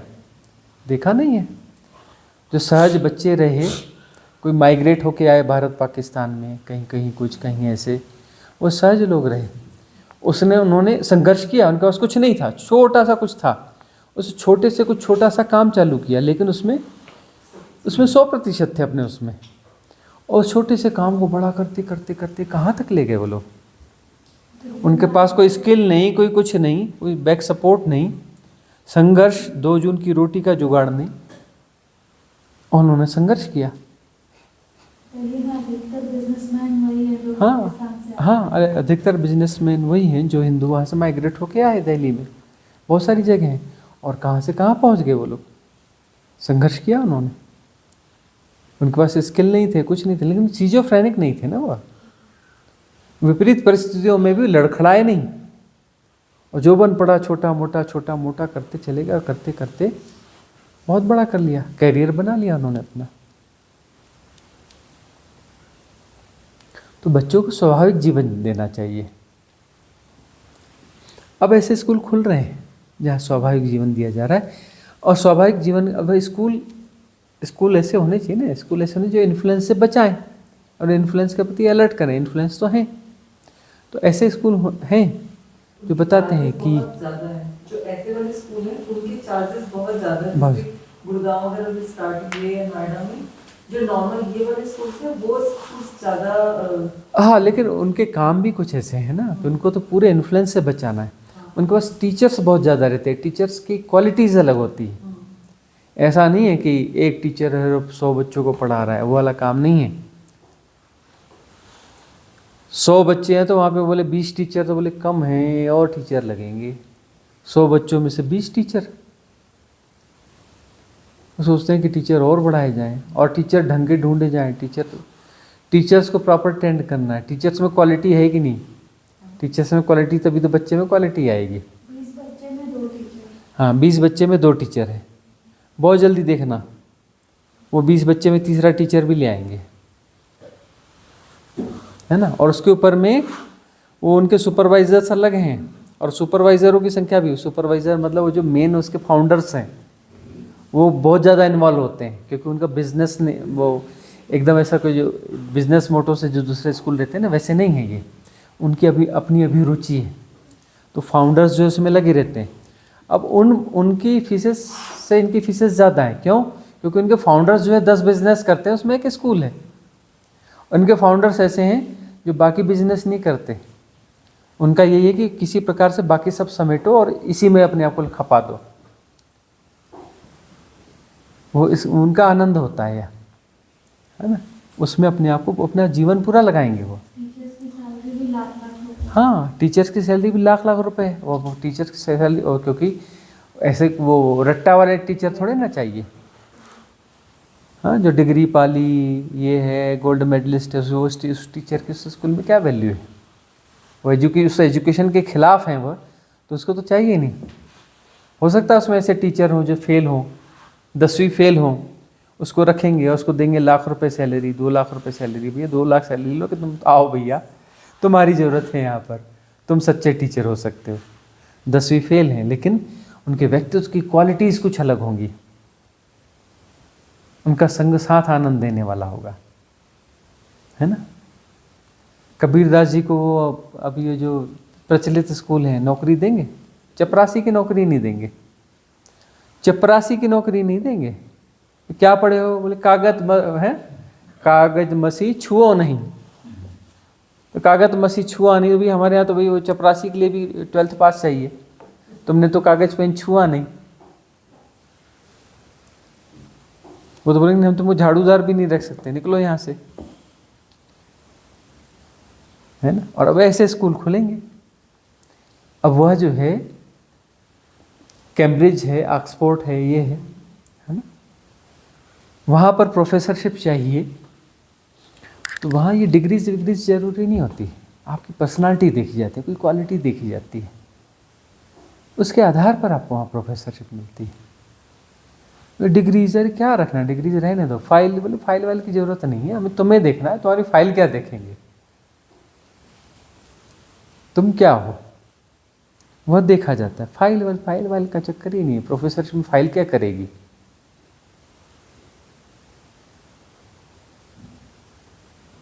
इस प्रकार से वो बड़े बड़ी यूनिवर्सिटीज़ हैं और वहाँ पर ऐसे बहुत सारे प्रोफेसर्स हैं जिनके पास कोई डिग्री नहीं है, वो फैकल्टीज़ हैं और नामी फैकल्टीज़ हैं,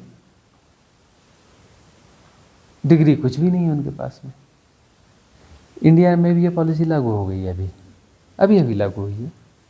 इस गवर्नमेंट ने लागू करी पिछले साल से, उस पर काम चल रहा है।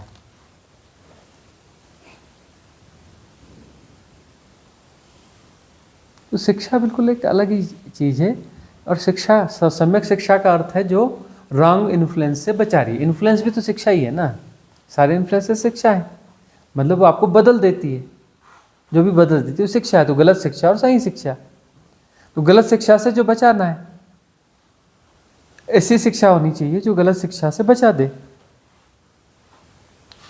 गलत शिक्षा जो असहज बनाती है, सही शिक्षा जो सहजता को बनाए रखती है और प्रेरणा देती है, बताती है कि सहजता कैसे बनी रहे, असहज इन्फ्लुएंस जो आते हैं उनसे अपने आप को कैसे बचाया जाए।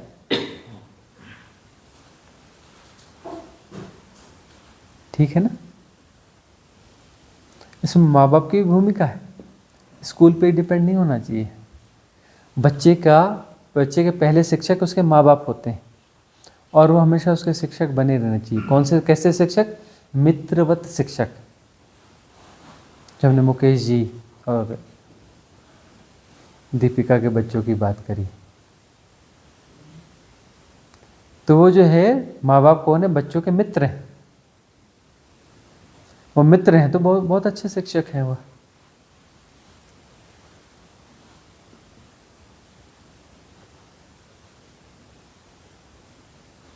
मित्रवत शिक्षक।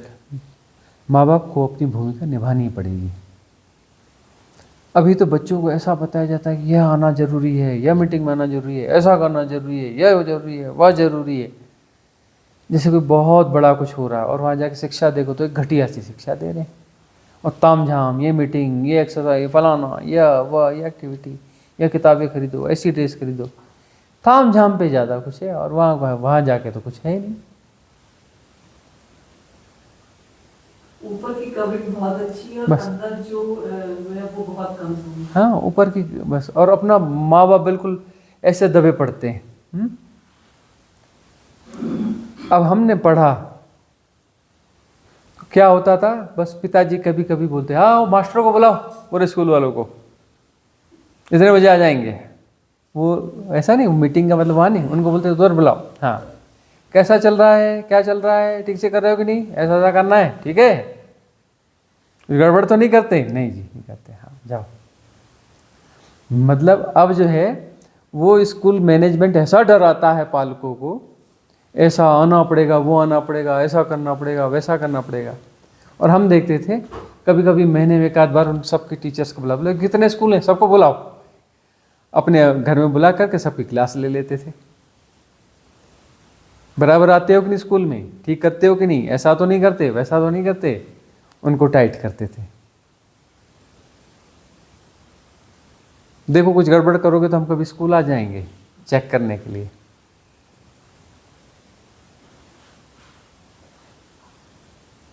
अब वो हावी हो रहे हैं।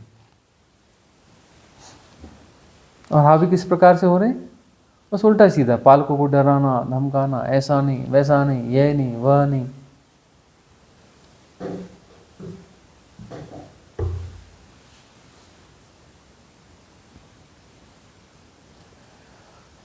पूना में एक स्कूल है। सत्य के ज्ञान की तरफ उनको प्रेरित किया जा सकता है अर्ली ऑन, या फिर नेचुरली जब उनके जीवन में कभी बच्चों को जो है सब सहजता सिखाई जा सकती है। बच्चों को सहज, वो सहजता उनमें है ही, उनकी सहजता को बचाया जाए और असहज होने वाले इन्फ्लुएंस के प्रति थोड़ा प्यार से मित्रवत आगाह किया जाए, उनकी सहजता को ग्रो किया जाए। तो उनकी सहजता यदि ग्रो होती चलती है तो वह सहजता ही तो अपना साधना हो जाएगी, धर्म हो जाएगी, मुक्ति का मार्ग हो जाएगी, उनकी आंतरिक खोज बन जाएगी वह सहजता ही। उस सहजता में इंटेलिजेंस, राइट इंटेलिजेंस हो जाएगी और अपने आप वो राइट सर्चिंग में लग जाएगी। जो आंतरिक प्रश्न है अपने आप उठने चालू हो जाएंगे। इन्फ्लुएंस यदि इधर उधर है तो इन्फ्लुएंस से संबंधित वैसे वैसे प्रश्न पैदा होंगे, फालतू के प्रश्न पैदा होंगे, सांसारिक प्रश्न पैदा होंगे, गुणा भाग वाले प्रश्न पैदा होंगे। सहजता से बच्चा जी रहा है तो सहजता में प्रश्न पैदा होंगे, है ना।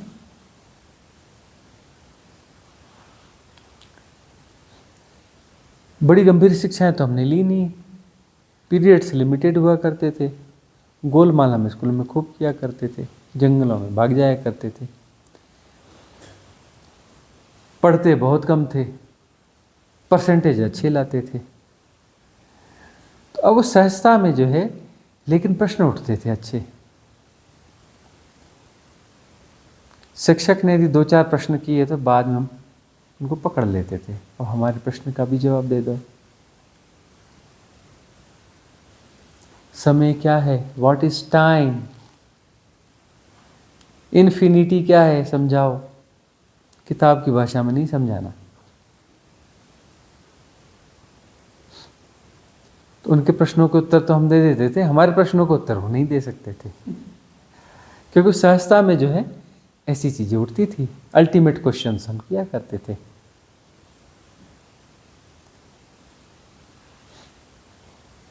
उस संस्था में ऐसे प्रश्न उठने लगते हैं।